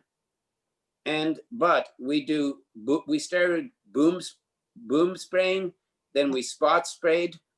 But because we have an integrated management plan, we also now include mowing at the right time, because there's a wrong time and it actually makes it worse. So mowing at the right time, we now are planting other vegetation, which will smother out the wild parsnip, which is working quite well, which is also working towards the pollinator habitat for butterflies and other insects. And we're also, I think it's been very successful. We have put in place an Adopt a Road. And when we heard about Adopt a Road in the earlier years, it was people could adopt a road to pick the garbage. But now at the county level, this is on the county roads, you can adopt a road and do your own picking, which is another part of the vegetative management plan.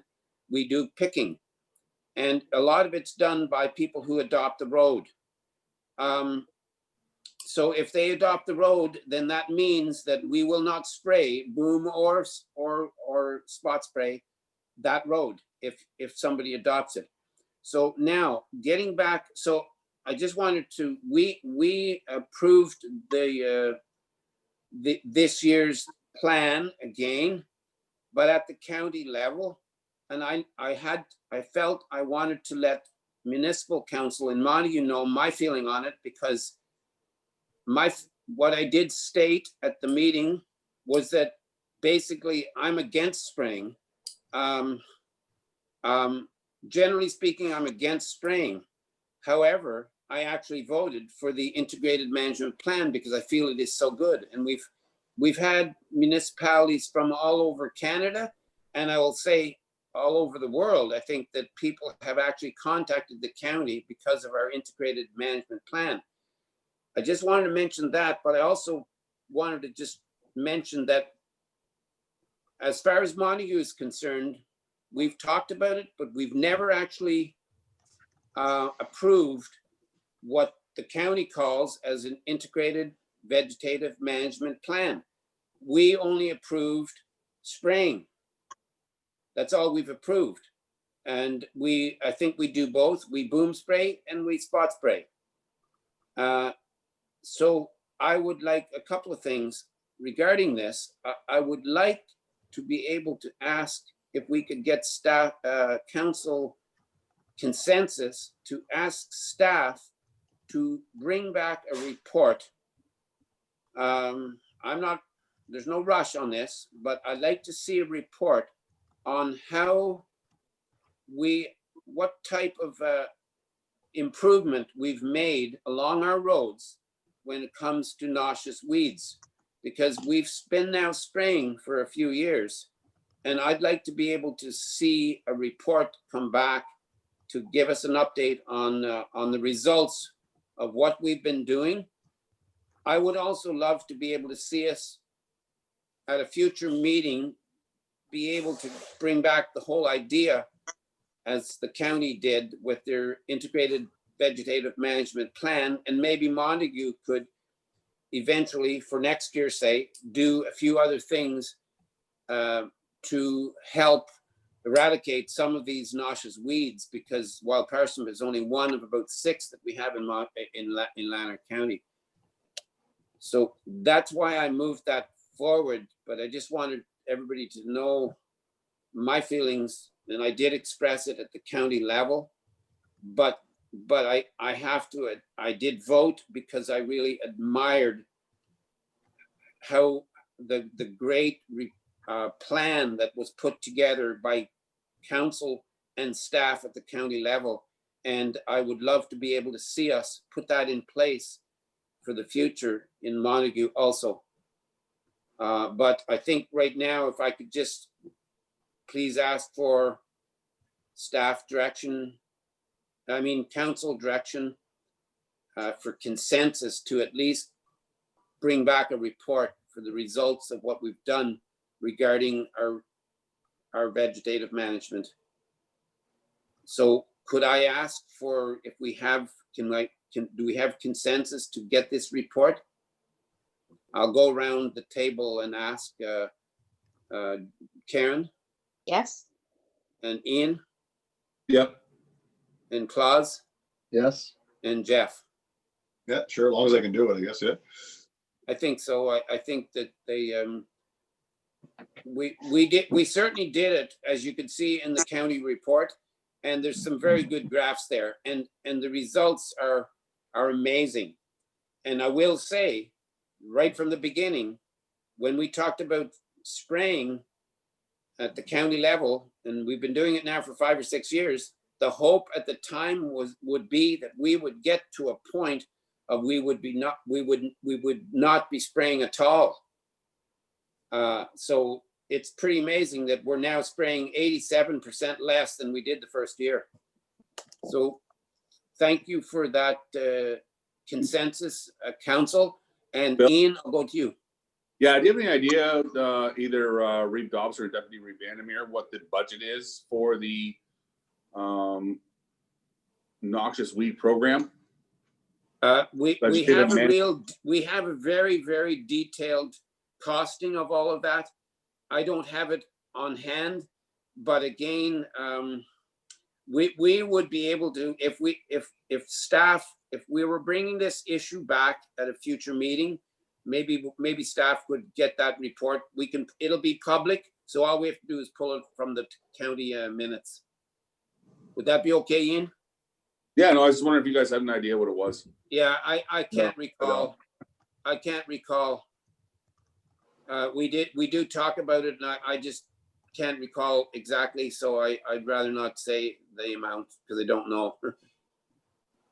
Okay, thank you for that, everybody. Then we're going to be moving on here. Before we have the next bylaw to confirm the proceedings, I'm going to open up this meeting now to No. any questions. Oh, No? what? Yes.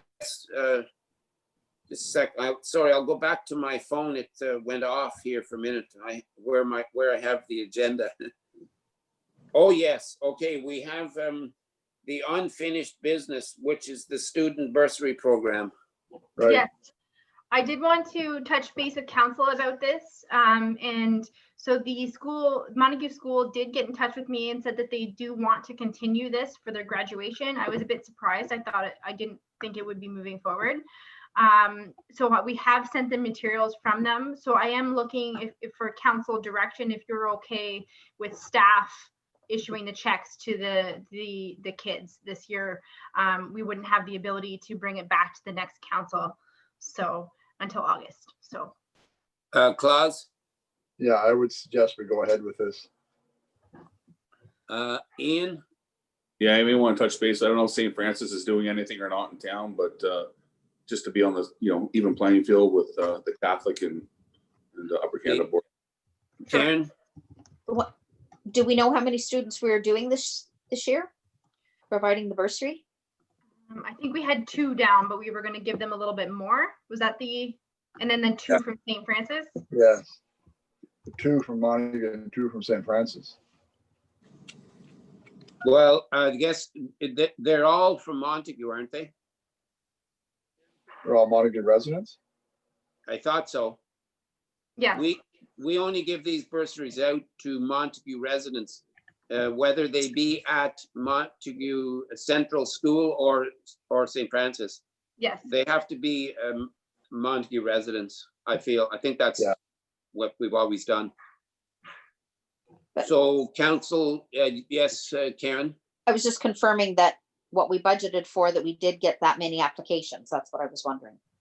We don't always get enough applications. There was one year, a few years ago, we had no applications. So, and then I think one year we might have even given 3, but I think now we're at the last time council discussed it, I think we were at 2 and 2. Yeah, they usually 2 only send about 2 applicants in to us. Who did? The schools normally send us only 2 applicants. Yes. So I think they screen them out. We have $1,000 budgeted this year. So do we want to expand it to 4 from each school? Could Well, do we that. used to only give $50 per student. Yes.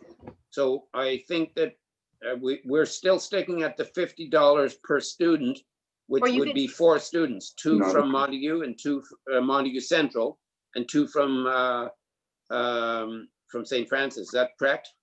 Yeah, but our budget's $1,000, so we could give them a bit more. We could give them $250 each. Grade 8 kid doesn't need that.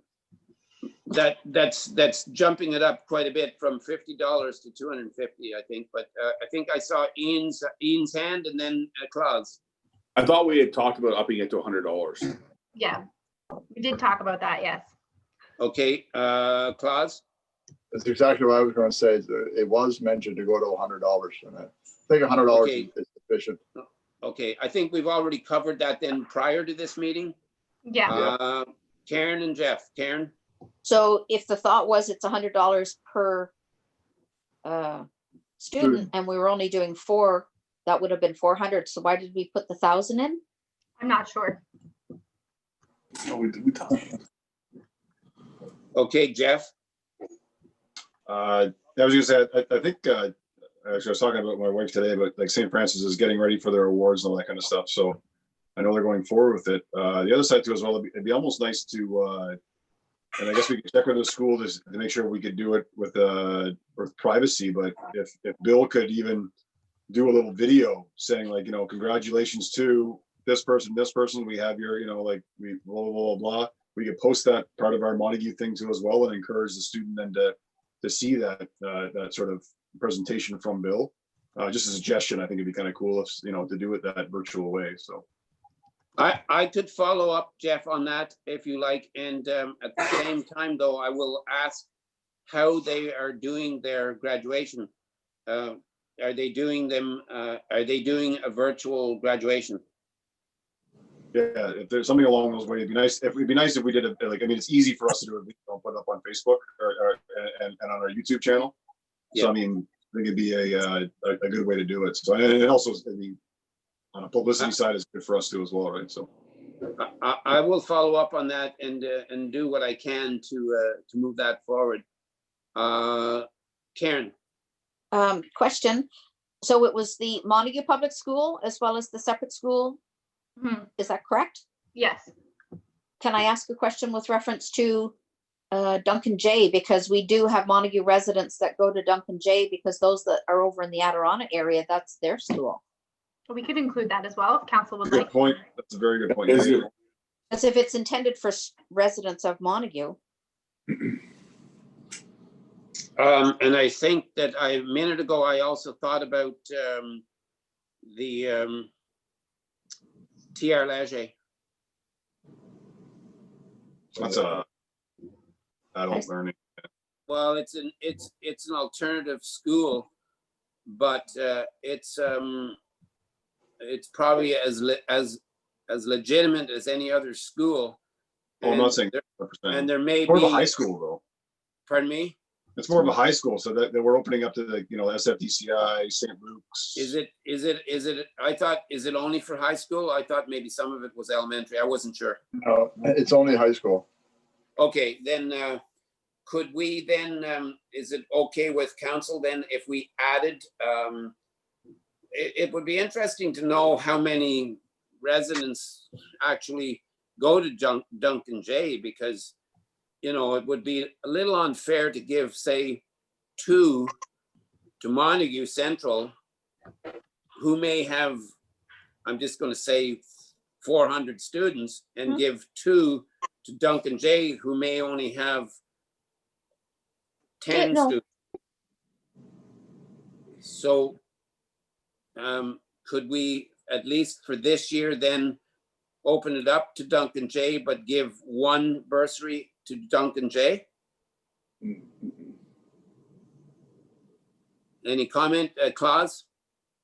I'm not disagreeing with Duncan J because Adirondack kids go there, but isn't it a little bit late to ask Duncan J to come up with a candidate?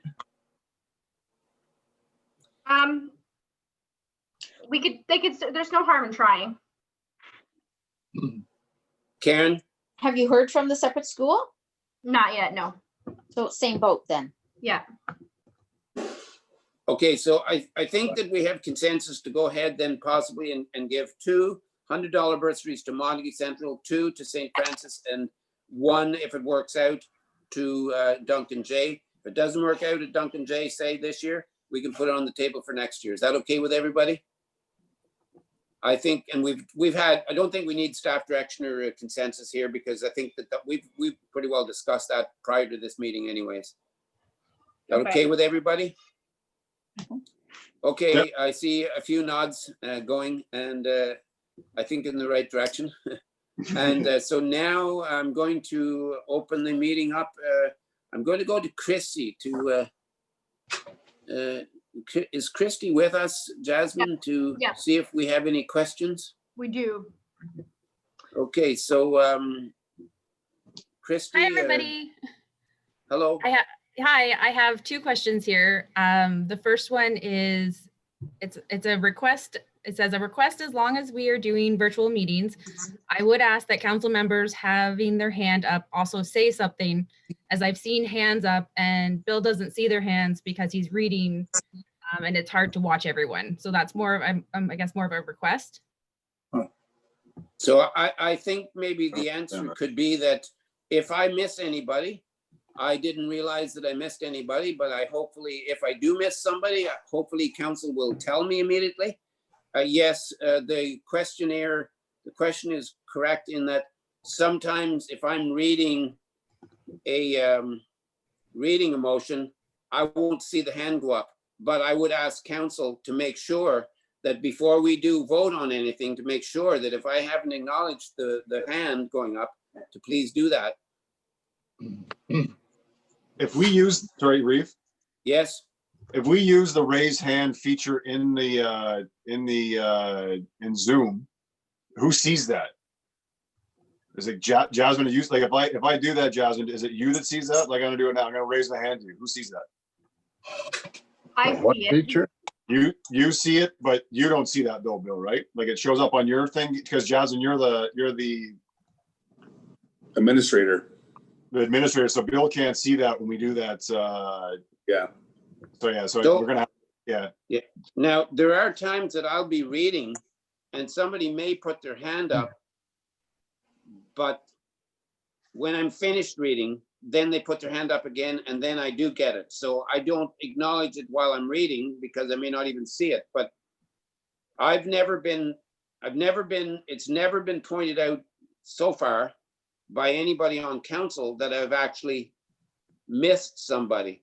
And if I do miss somebody, as I say, I think that councillor can still put their hand up and persist until I actually see it, or they can point out, they can say, point of order.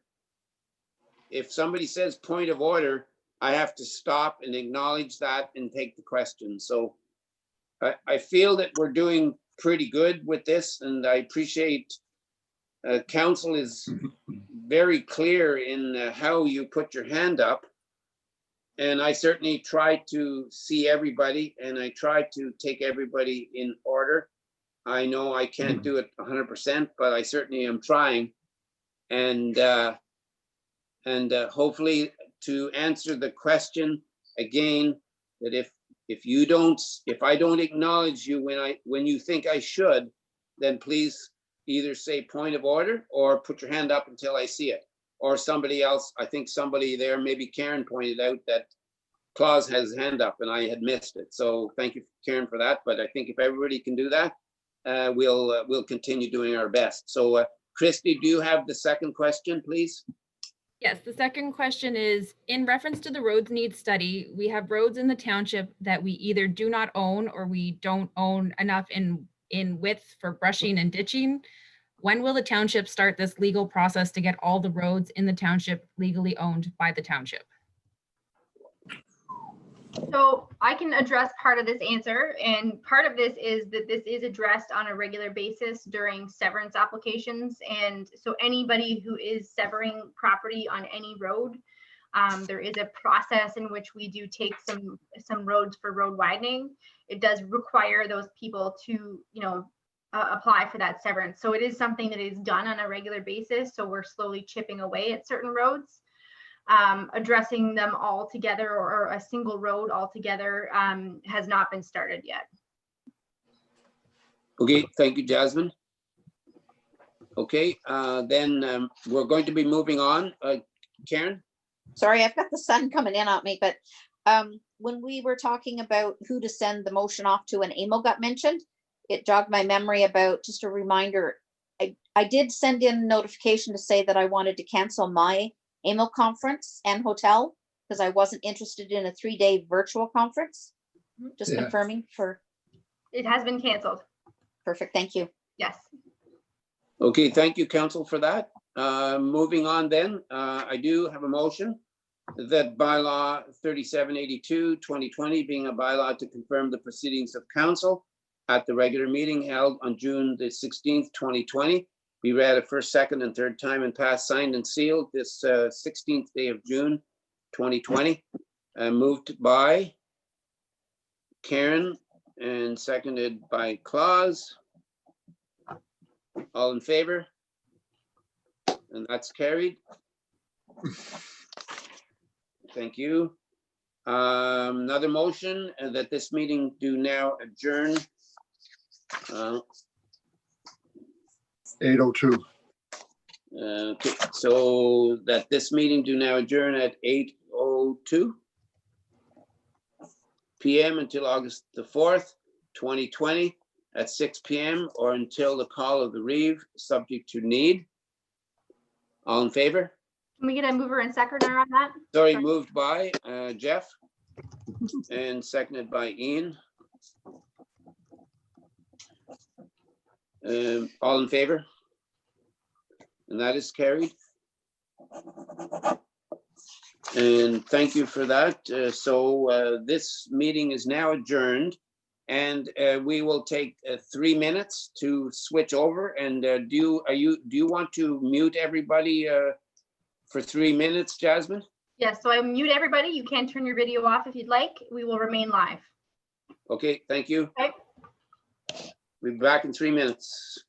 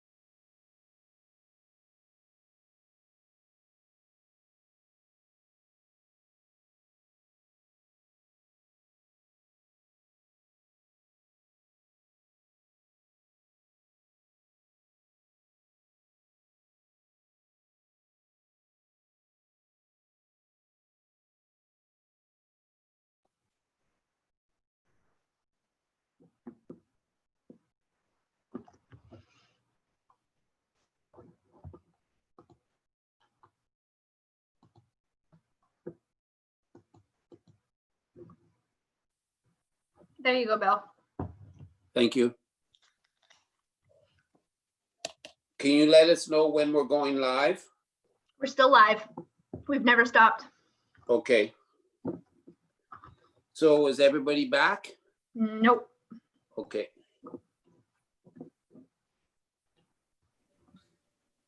There's Jeff. We're waiting on Ian and Claus.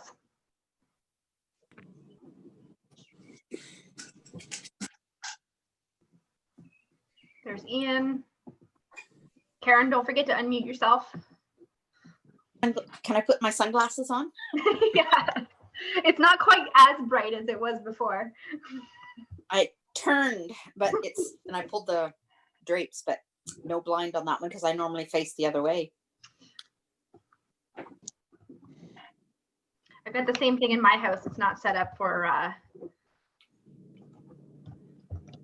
good video at sunset. So the viewers are aware I'm on a booster. That's how come they can see me more. Pillows.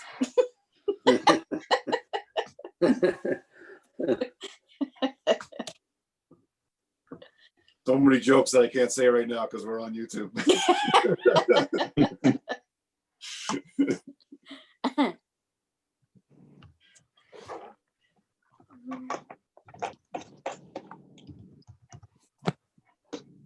I haven't seen you pull any big fish in there, Jeff.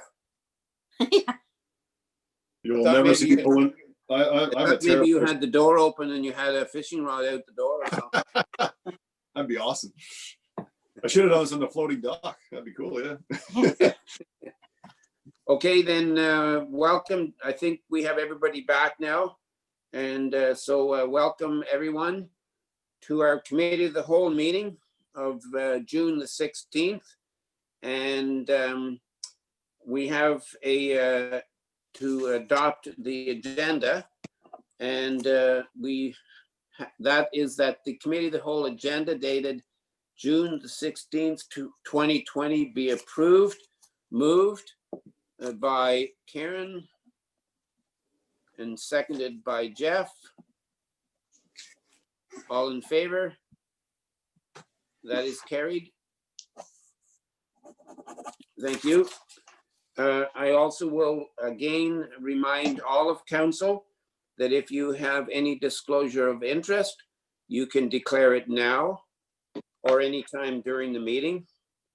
Moving on, we have no delegations.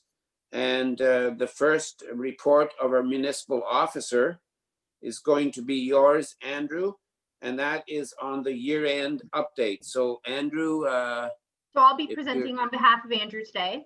Okay, Yeah, because So- it is a fairly simple receipt for information report. Okay. We did feel that it was necessary for council to have an update to our year-end financial statements and how our audit is going. It has been delayed due to COVID-19. It's been a little bit challenging due to the turnover of the township treasurer position in 2019. We did want to let council know that we have been working with the auditors throughout electronically, and the arrangements have been made to provide access to the council chambers for the auditors in June so they can finalize the 2019 financial statements. So we're expecting that to be finalized fairly soon. We just wanted to update that, provide council an update on that activity. okay, thank you, Jasmine. I do have a motion here regarding this, that the committee of the whole receive the year-end update report and that the following be recommended to council, that council receive this for information. Any questions, comments? Moved by Ian and seconded by Claus. All in favor? That is carried. Okay, thanks, Jasmine, for that one. And moving on to the next one, and that is going to be yours, Jamie. If Jamie's still here, yes, on the white building update. Okay, so last council meeting, it was requested that I communicate with the County of Lanark regarding possible cost sharing for the storage shed. So I did approach the county and they indicated that they don't want to do anything like that. So we are back to the options to demolish storage shed B and retain shed A, or not to do anything at all. So depending on what council gets back from the quotes next week, there'll be another report written for that. But I just wanted to go through and write another report to let you know what the County of Lanark had indicated to me. Okay, so I've got Claus and Karen and Jeff. I think I got you in line there. Claus, Mute. You're on mute, bud. Claus?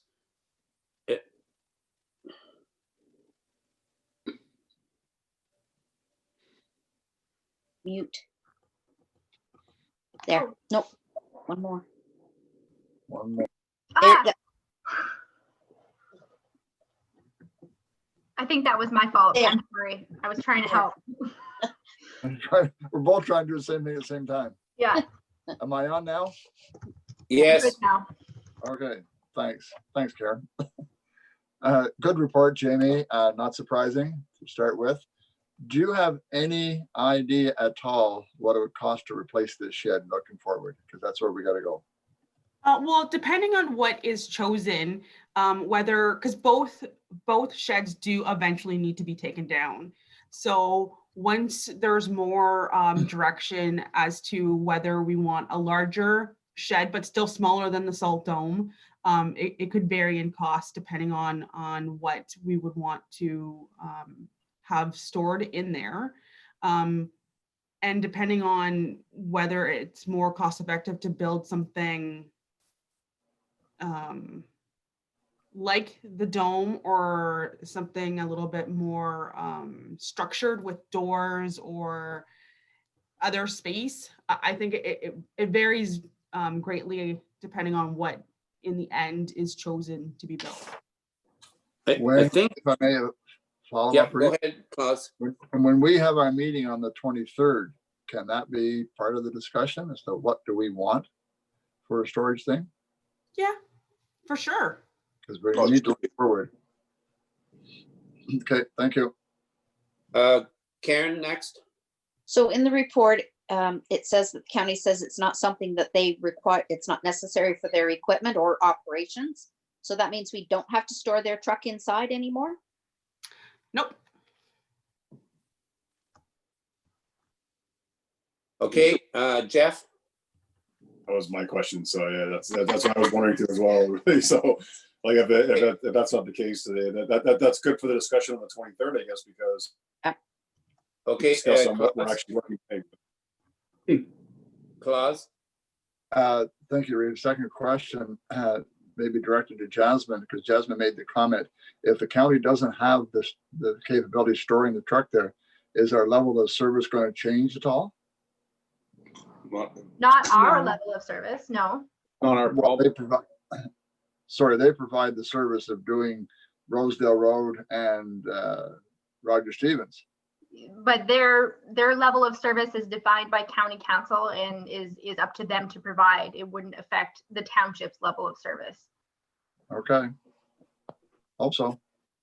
Okay, so then if there's no other questions, I'll read this motion as it is for this report. That the committee of the whole receive the white storage shed additional information report, and that the following be recommended to council, that council receive the report for information. All in favor?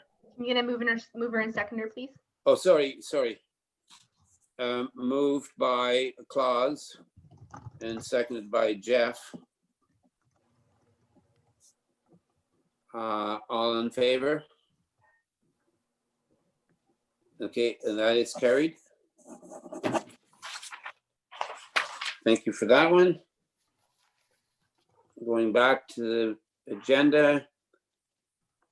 The next one is also yours, Jamie, and that's on the Public Works spring activities. Yeah, I just wanted to provide a brief overview of what we've been working on as far as the Public Works Department for spring activities. There had been quite a few culverts that have been replaced throughout the township, as well as the gravel and calcium has been completed throughout the township as well. We are expecting to be seeing the roadside spraying shortly. Once that's been completed, then after the roadside mowing will take place. Also, just moving on to waste and recycling activities.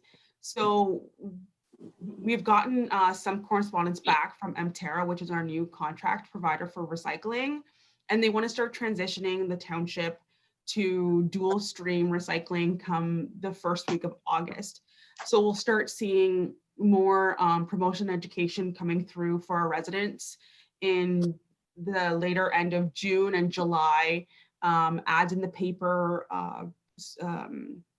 social media, and on our websites, promoting kind of what's going on, and then moving forward to rolling out the new yellow boxes, and then getting everybody kind of switched over. So that was a few things that I wanted to kind of give you guys information on, as well as the contract with GIM is kind of like already in place, and they're moving forward with that.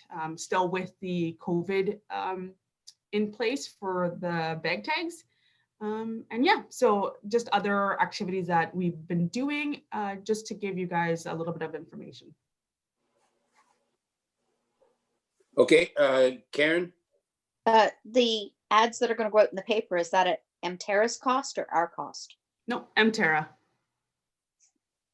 Okay, Claus and then Jeff. Jamie, the roadside mowing is going to start after the spraying? Or, Correct. okay. Second question, the GIM garbage pickup. It's in place now and working? Yes, The, it is. the tags are working? Yep. Okay. Just to follow up with your question, Claus. But this Yes. question is to Jamie. When we did discuss for years at the county level about the vegetative management plan regarding the spraying, we were always told that there was only about 1 week that it was actually effective to spray the noxious weeds along the roads. So that doesn't give us very much of a window. And so I personally would have absolutely no idea whether we would be lucky enough to hit the best week or not. But I do believe that the idea, like certainly if you spray at the wrong time, they say that if you spray at the wrong time, that you're actually going to be setting yourself back to making it even worse the following year. So I guess that's just a comment or a question. I'm not sure. Well, right now, because of the way spring has been, I know that plants are growing quite well just because of the rain and the heat. The grass is growing really great. But we're kind of at, the county's going to be doing their spraying first, and then it comes to the other lower tier municipalities that will be also on the joint tender. So basically, as long as we're able to spray before the parsnip goes to flower and seed, we're able to capture a lot of, we're able to do the best possible activity at the time, which looking at it now, it hasn't done that. So hopefully we'll get our boom and spot spraying completed fairly soon, and then move on. Okay, because my this is only how I feel, was my issue would be that if it happened to be at the wrong time, then we would be actually making it worse. We would be causing more parsnip to grow. That's what I've been told, if we spray at the wrong time. But if we have to if we're doing it, we've got the same, if we have to do it after the county, and like I said, we were told that there was only about a week. So obviously the county is going to choose the most effective week. But I would be afraid that we might get the tail end and it might be the wrong time. I don't know that. So it's a concern of mine. Yes, Claus. And then I think I have to go to Claus. I'm going to go to Jeff first. He was in line, Sure. I think, and then back to you, Claus. So No problem. Jeff, Yeah, I was just gonna ask you the Antera thing where like we're gonna put it in the paper and all that kind of stuff, but are we doing a mail out or are they gonna literally drop off a bin at everybody's driveway with the sort of information that way too as well? I don't believe there'll be a mail out. There will be calendars and promotion education all combined when they drop off, when they drop off the yellow box.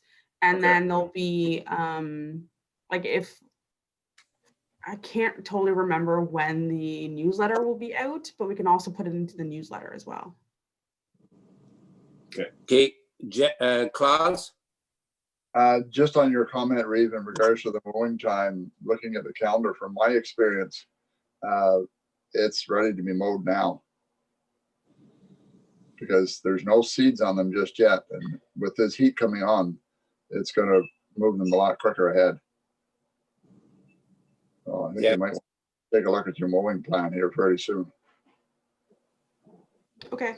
That's kind of why I was trying to point out at the county level, like we have like at our level tier, at the lower tier, we're only doing two things. We're spraying and mowing.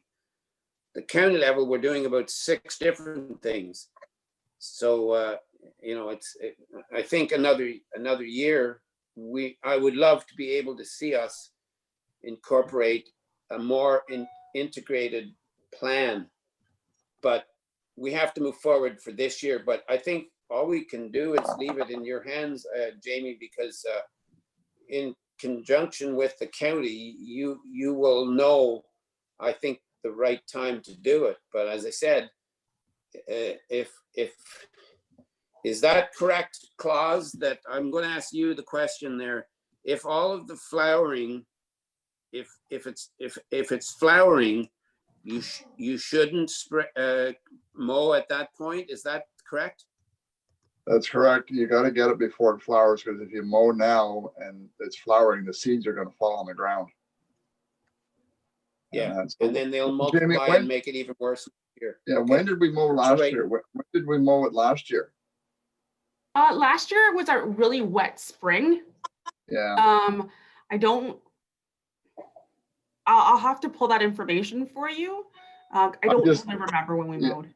I'm just saying right now, like, things are very hot and stuff is moving forward pretty quick with this heat coming on. So I'm not criticizing your plan, your timing, whatever. I'm just saying, take a look at it.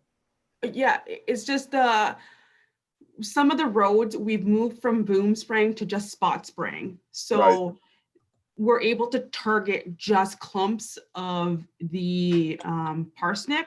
So we're not just going through and using the boom. It's more targeted. So if we were to mow it and they're not able to hit that one spot because it's all been mowed down and the grass is covering everything, it's also harder to see and it takes a little bit more time. And with the spraying and the boom spraying, it can't be too windy. It can't be raining the next day. No, It's very precise as well. So we're going to try our best to spot spray and boom spray when we can after the county, and then get everything mowed at the same time. It's kind of like you have to wait so long until it's sprayed to then mow. So you don't want to spread the weed. So it's a little bit of a weird activity that gets done, but we do try our best to get it all completed as it needs to be with the best conditions possible. okay. Any other questions on this? Karen? Just curious for our dual stream. will our yellow box be opposite to our neighboring municipalities, or will be on the same week that they are? Oh, that I'm not sure. I know we're gonna have containers in the yellow and fibers in the blue, but if they're gonna match up with Drummond North Elmsley or with Smith Falls, that I'm not totally sure about that. It's whatever's most cost effective for us. Just thinking about whether or not, if we were on the same stream that they were, you know, whether or not we wouldn't get their opposite dumped when we do ours, that's all. That was the only thing I was thinking about. So for example, if we were opposite to them, would we ever get their stuff brought into ours to get picked up? That was all. I'm not sure. I mean, we use different contractors. Okay. Smith Falls uses, and Drummond North Elmsley both use GIM, Okay, that's where good. we're with Mterra, and I don't believe they go to the same MRF. So really, it would be our own contract. And because we're a little bit further away from Carleton Place and Mississippi Mills, that's not something that would, No. I think, if anything, our contracts with Carleton Place and Mississippi Mills might line up, but probably not with, it would be not likely to line That's up okay. with Yeah. Okay, thanks, everybody. I have a motion, then I'm going to read it, and then I get a mover and seconder, that the committee of the whole receive the 2020 Public Works Spring Activities Report, and that the following be recommended to council: that we receive this report for information. All in favor? That's carried. Thank you, Jamie, for this. Oh, before, sorry, I missed again. Yeah. Moved by Karen, and seconded by Ian. All in favor? And that is carried. Thank you. Sorry about that. I forgot again. Okay, now we're moving on to the next report, and that Thank you, is Jamie. our, sorry? Sorry, thank you, Jamie. Just, we're gonna send Jamie off now. Okay, thanks, Jamie. Bye. There, Jamie. Okay, so we're moving Bye, Jamie. on to the next report, and that is our fire chief, and I saw him there. I see Miles, you're here, and this is for the burn bylaw. Yeah, good evening, everybody. Yes. So, yes, this is my report for the burn bylaw. So the recommendation for the report is to amend our previous bylaw. So just for a bit of background history on it, we were looking at a Who's Responding app to take care of our burn permits.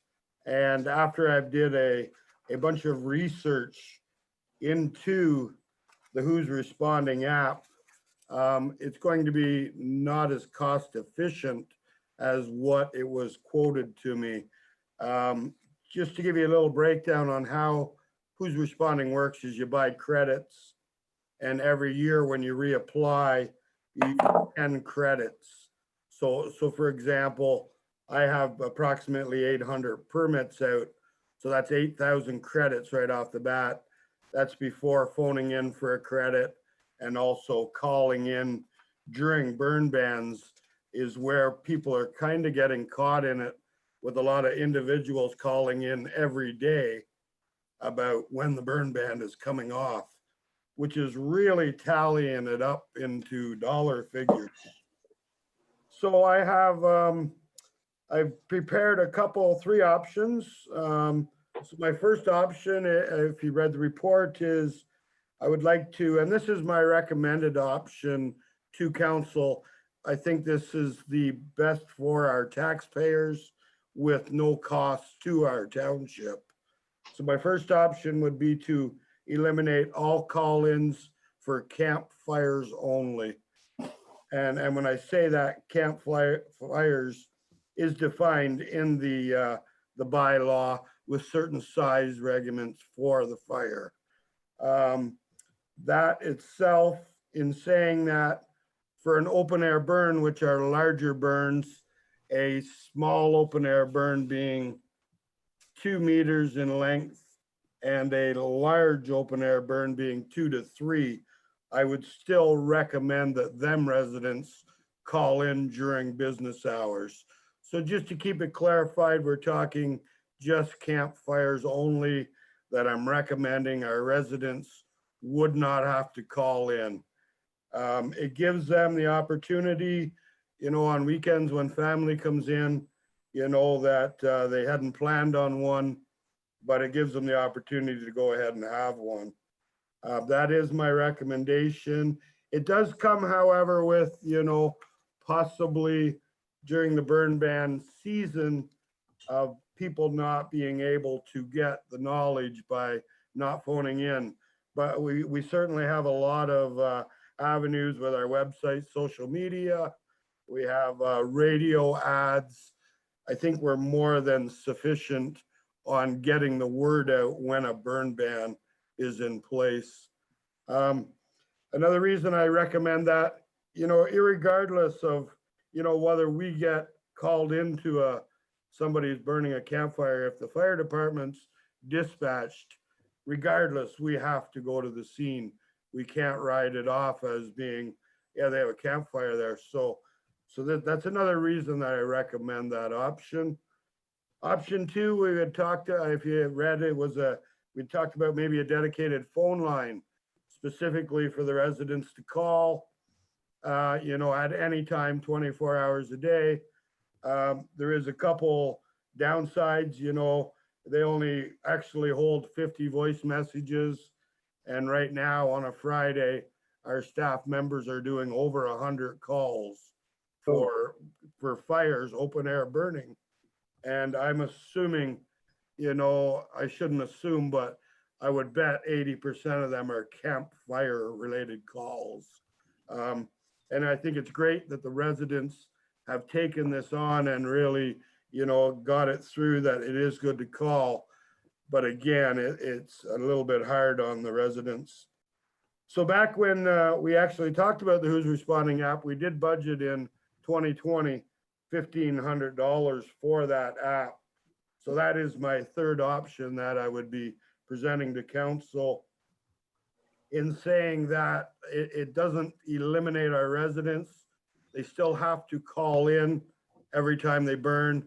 They do have the option to call in 24 hours a day. You know, the credits itself is what I'm really looking at. The numbers, the 1,500, I truly don't believe is going to be enough money. We're probably what I'm looking at is more into the $2,500 range. So that's kind of where I stand. My option again is the option one. Beckwith Township has been using that option for many years now, and in a few phone calls I've made around, they've had great success with it. It certainly lessens the phone calls on a Friday, and I can assure you, I almost have two girls steady on a phone on Friday just answering burns. So I am certainly, open to any questions, Councillor Straight. Yes, Ian?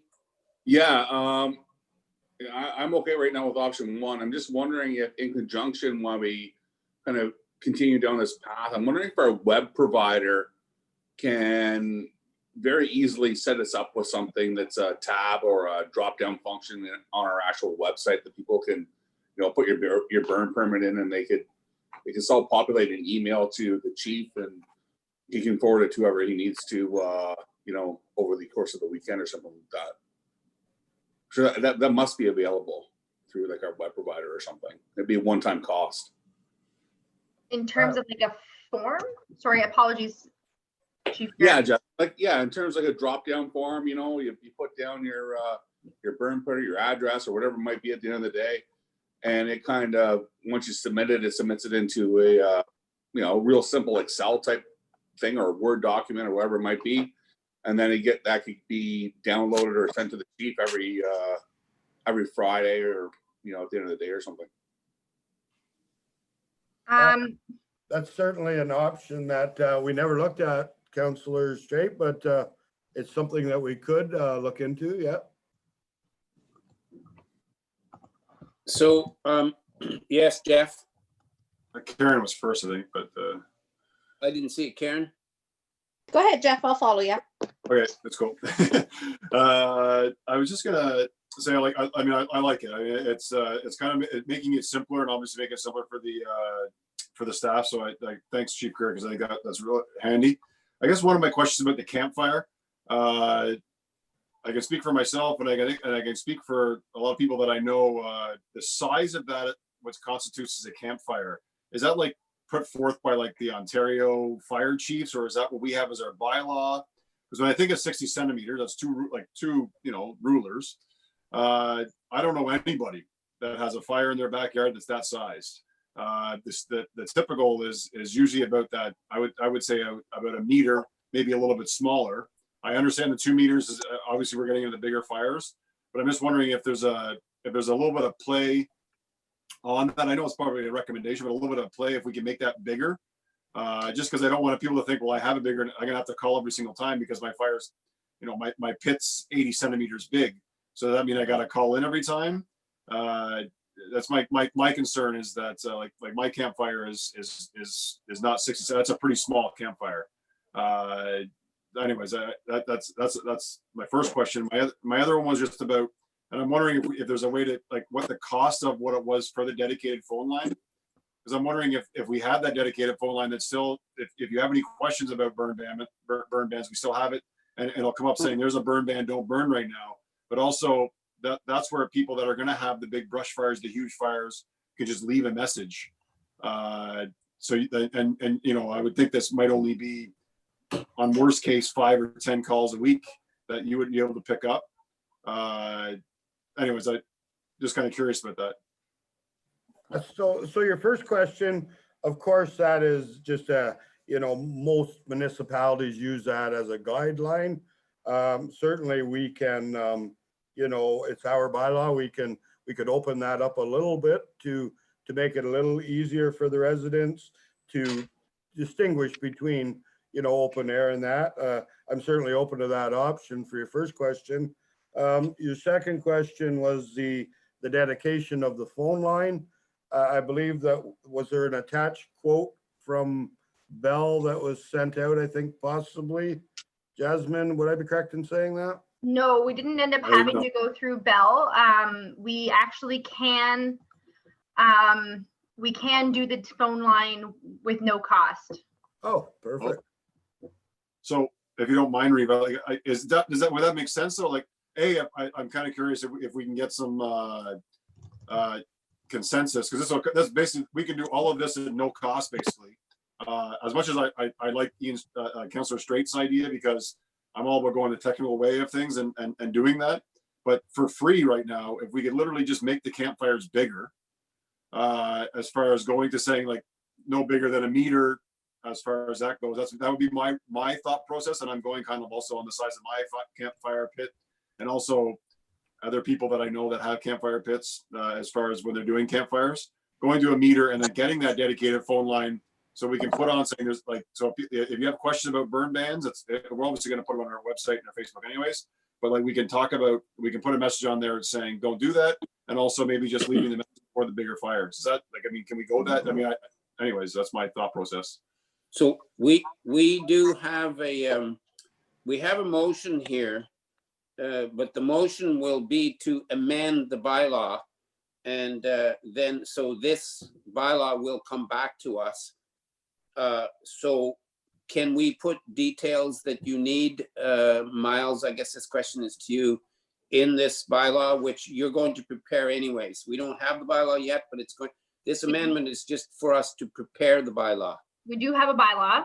Yeah. Oh yes. Okay. Here it is. Here next coming. Okay. Sorry. I was looking at the one I had in hand here. So yeah. Then I guess.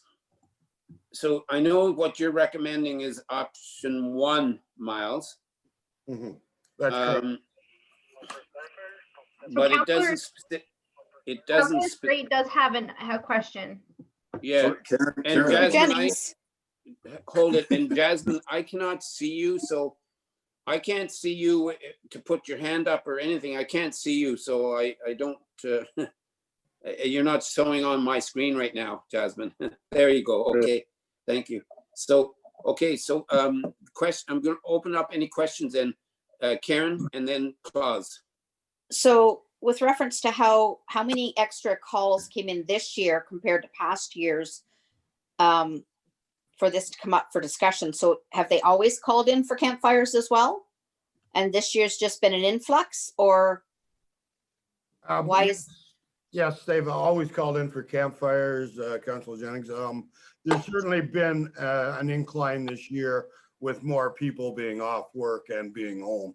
So the numbers are up this year. But yeah, so to answer your question. Okay, Claus?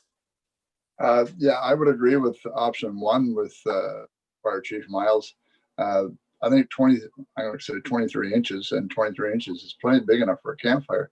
You go beyond that, I'd call it a bonfire rather than a campfire. Oh, Okay. I would agree with option number one. Okay, so yes, Karen? So Miles, you made reference to what Beckwith does. What do the other rural municipalities do? How do they handle it? So they all have different ways. Some of them are using the Who's Responding app. There's other ones that are doing it the same way we do, where you don't have to apply every year. And their recommendations are similar to mine for campfires and open air burning. So between the Who's Responding and what I'm recommending is most municipalities. Okay, yes, follow up, Karen? Yeah. So Miles, if we remove the campfire from the call-ins, would you still be interested in going to the Who's app? Like, what's going to be the easiest for administration?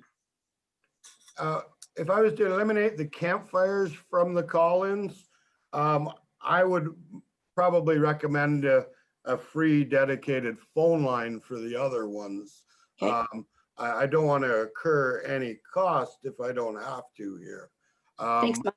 My understanding originally in our conversations was we were going to have to purchase a bell line, but we were looking into, because we have extra lines in the office. I'm assuming that's where this free one is coming from, Jasmine? Yes. Okay. Okay, Claus is next and then Ian. I'm done, Reed. I've had my question, Reed. Thank you. Okay, Ian. All right, just to summarize, so we can make this relatively simple here. I Yes. think that it'd be a lot easier to give staff direction to review the campfire size. Move to the dedicated phone line and install that temporarily, and then look at the web-based application as well. And option one that we don't have to call them campfires. Does that make sense? Yeah, do all of it. Yeah. Yeah. If that's what council would like to direct, then I think we could do that. Is that okay with you, Okay, Miles? so I'll go around and ask. Yours is a yay there, Ian. So Claus, Yes, I would agree with that. Karen, As long as the campfire stays as a reasonable size compared to a bonfire. Yes. Well, that'll be dictated by the fire chief. Perfect. Okay. Yep. and Jeff.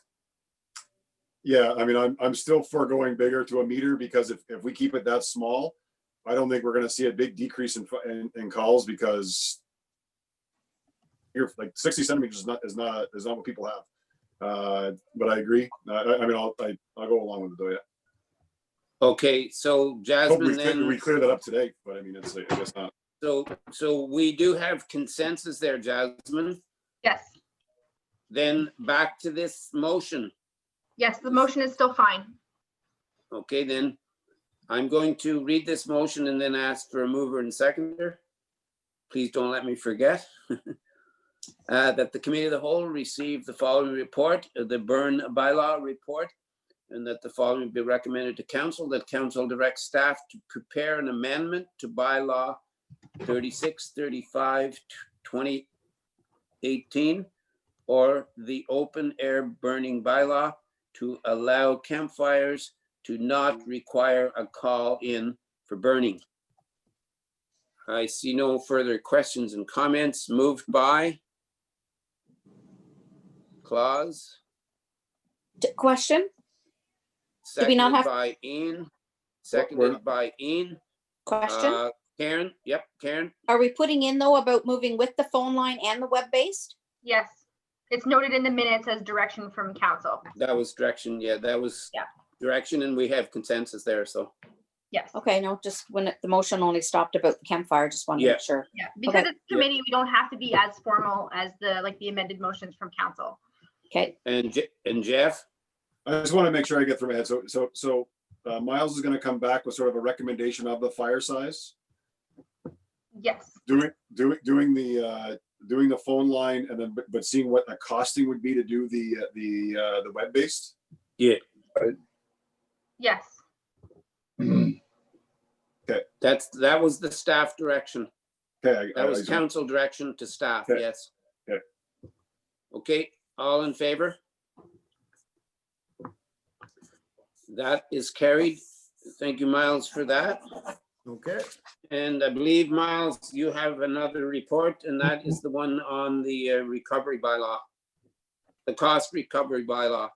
yes, so the cost recovery bylaw is something we looked at back in committee of the whole on the February 19th, 2019. So it's kind of been on the back burner for a little bit. So I'd really kind of like to get it moving forward again. I believe it was carried for staff to look into developing a cost recovery bylaw for the township.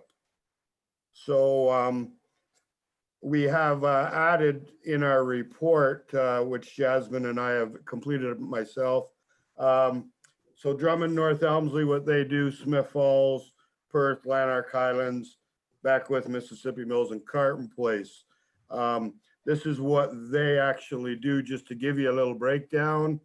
And we've also added, how many motor vehicle fires and accidents that I would have in a year, and hazardous waste for the years.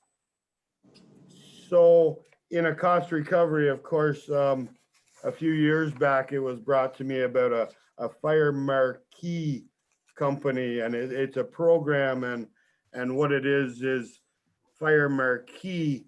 As long as an insurance claim is being put in, fire marquee, you would send them the information, and they would do all the paperwork, the invoicing to the insurance company. They would retain 30%, and then the municipality would get the other 70%. So upon review of that program, I found Smith Falls is using that program. They had a Smith Falls budget of 14,000 that they were looking to recur back in to their fire department. I'm not 100% sure on their final number. Keep it in mind, Smith Falls, a little busier than my department. They're running, I threw just a number of 150. That could be quite low for Smith Falls, but I know my averages are around 65 calls a year. So again, I would give some options to council to have a look at. My first option is just leaving it status quo, which right at the present time, we don't have any cost recovery bylaw in place. A hazardous material accident could be very costly. So I really don't think status quo is the way to go. We run a rail line through our municipality that could occur quite significant costs. So I do believe we need some kind of cost recovery in place. My second one is an implementation of some charges, and this would kind of work to non-residents of the township. So for example, a motor vehicle accident, if they're not residents of the township and don't pay in taxes to the fire service, then we could bill their insurance company for the time that the township is on scene. Again, that could fall under vehicle accidents, hazardous materials, or extraordinary responses. And again, extraordinary responses being possible rail derailments or hazardous material spills. That is the one that staff is actually recommending is option 2. For the reason I feel option 3, the Fire Marquee program, seems to be a program that's used by a lot of municipalities, but there's a bit of conflict when there's no insurance involved. Then you would have to bill your resident directly for your services, which I don't feel, if they don't have insurance, billing them directly is certainly not probably an option. A couple other things, if there is a conflict regarding billing, it seems like they don't complete it and it ends up back in staff's hands to have completed. So if the insurance company said we're not paying it, then we again have to bill the resident. It's a policy that, yes, is built into every insurance policy. There's a fine line in there that states fire protection. I guess when I look at it, taxes are being paid to supply our residents with a fire service. And if we were to start billing insurance companies, I'm worried of the repercussion of the insurance companies adding additional costs to our residents or possibly upping our whole area if we were starting to bill for all calls. So again, my recommendation there is option 2, to do non-residents of the township and reoccur some of our costing that way. Okay, thank you, Miles. I'm going to go to Klaus. Yeah, thanks for the report, Miles. Very, very good, very detailed. This marquee, personally, I think that's a little expensive, 30% they take off the top. I certainly wouldn't want to recommend that at all. To bill for a car fire, the insurance company, how much work is really involved in doing that? Is there a lot of paperwork involved? No, there's not a lot of paperwork involved. I mean, it would be a little bit of change to my department. Of course, officers getting a little more information, certainly a OPP number that I could track to the insurance. And then again, in working with Andrew, we would send the billing out. And normally what the billing would be is MTO rates per truck per hour. Right. And then you can also possibly on big calls, you can bill for cleaning of bunker gear if it was a big call that, or even if you had some bunker gear that was damaged and needed repair, you can also bill for that cost recovery. Okay, thanks. Okay, Karen. So with reference to the extraordinary expenses, is that going to give us enough leeway to cover for anything that might come up? Like I just noticed that Drummond or Thelmsy includes the natural gas, for example. Just making sure, because I agree to it, just making sure that it's going to cover us for anything you mentioned about the train derailments, which is a good one.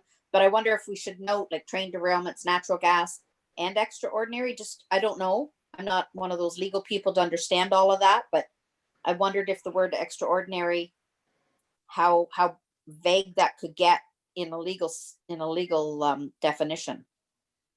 That certainly was my intention, extraordinary, to cover the natural gas. And certainly that's something I can look into to council and maybe legal to see if that's something we need to reword. And that also kind of falls under, structure fires. If I had to get a high ho in, that's extraordinary, Yeah. Stuff like that. So. Okay. Now, the point, Miles, about, a rail line going through dissecting our municipality, another thought that I would have, which is still a risk also, is the fact that we have Airport. quite a busy airport. which could present a problem if there ever was a problem there. Absolutely, Reeve Dobson. You know, the airport is, again, federally legislated, but of course, we could incur costs there for sure. Okay, so I see no other questions and comments. I do have a motion here. This is that the committee of the whole received the following report, the fire cost recovery bylaw, and that the following be recommended to council, that council direct staff to proceed with drafting a user fees and charges bylaw amendment that includes changes for out of residence MVAs, hazardous material incidents, and exceptional incidents. All in favor of this? Oh, sorry, moved by Karen and seconded by Ian. All in favor? That is carried. Thank you, Miles, for that. Thank you very much. And now moving on, we have no reports of committees, no petitions, no motions, notices of motions, no unfinished business and other business. So I'm going to now go to, I think, Christy, if you're still with us, to let us know if you have any questions. Hi, Reeve Dobson. I have no questions from the public. Okay, thank you then. Before I adjourn, if there's no other last minute comments, I just want to say thanks to staff again for all the reports and council for all the discussion. Another great meeting, and thanks to the public who are watching, and wish everybody a good next 2 weeks to stay safe and do a little bit of a social gathering, I guess you could say, in circles if you have to. But again, trying to adhere to all of the restrictions. So thanks, everybody. And Jasmine, thanks for looking after the meeting. And we have a motion to adjourn. It will be moved by Ian and seconded by Karen, that the committee of the whole meeting do now adjourn at 9 a.m. or 9 p.m. exactly. 9 p.m. All in favor? And that is carried. So thank you, everybody. Bye, everybody. Thanks, And everyone. that's our meeting Bye now. adjourned. Good night. Right. Have fun in Carson Lake there, Jeff. Thanks, Bill. Yeah, and if you're Bye, gonna get everybody. together, make sure. Okay, I was gonna say, you're gonna get together, make sure it's more than 100 people. See you. Bye, everybody.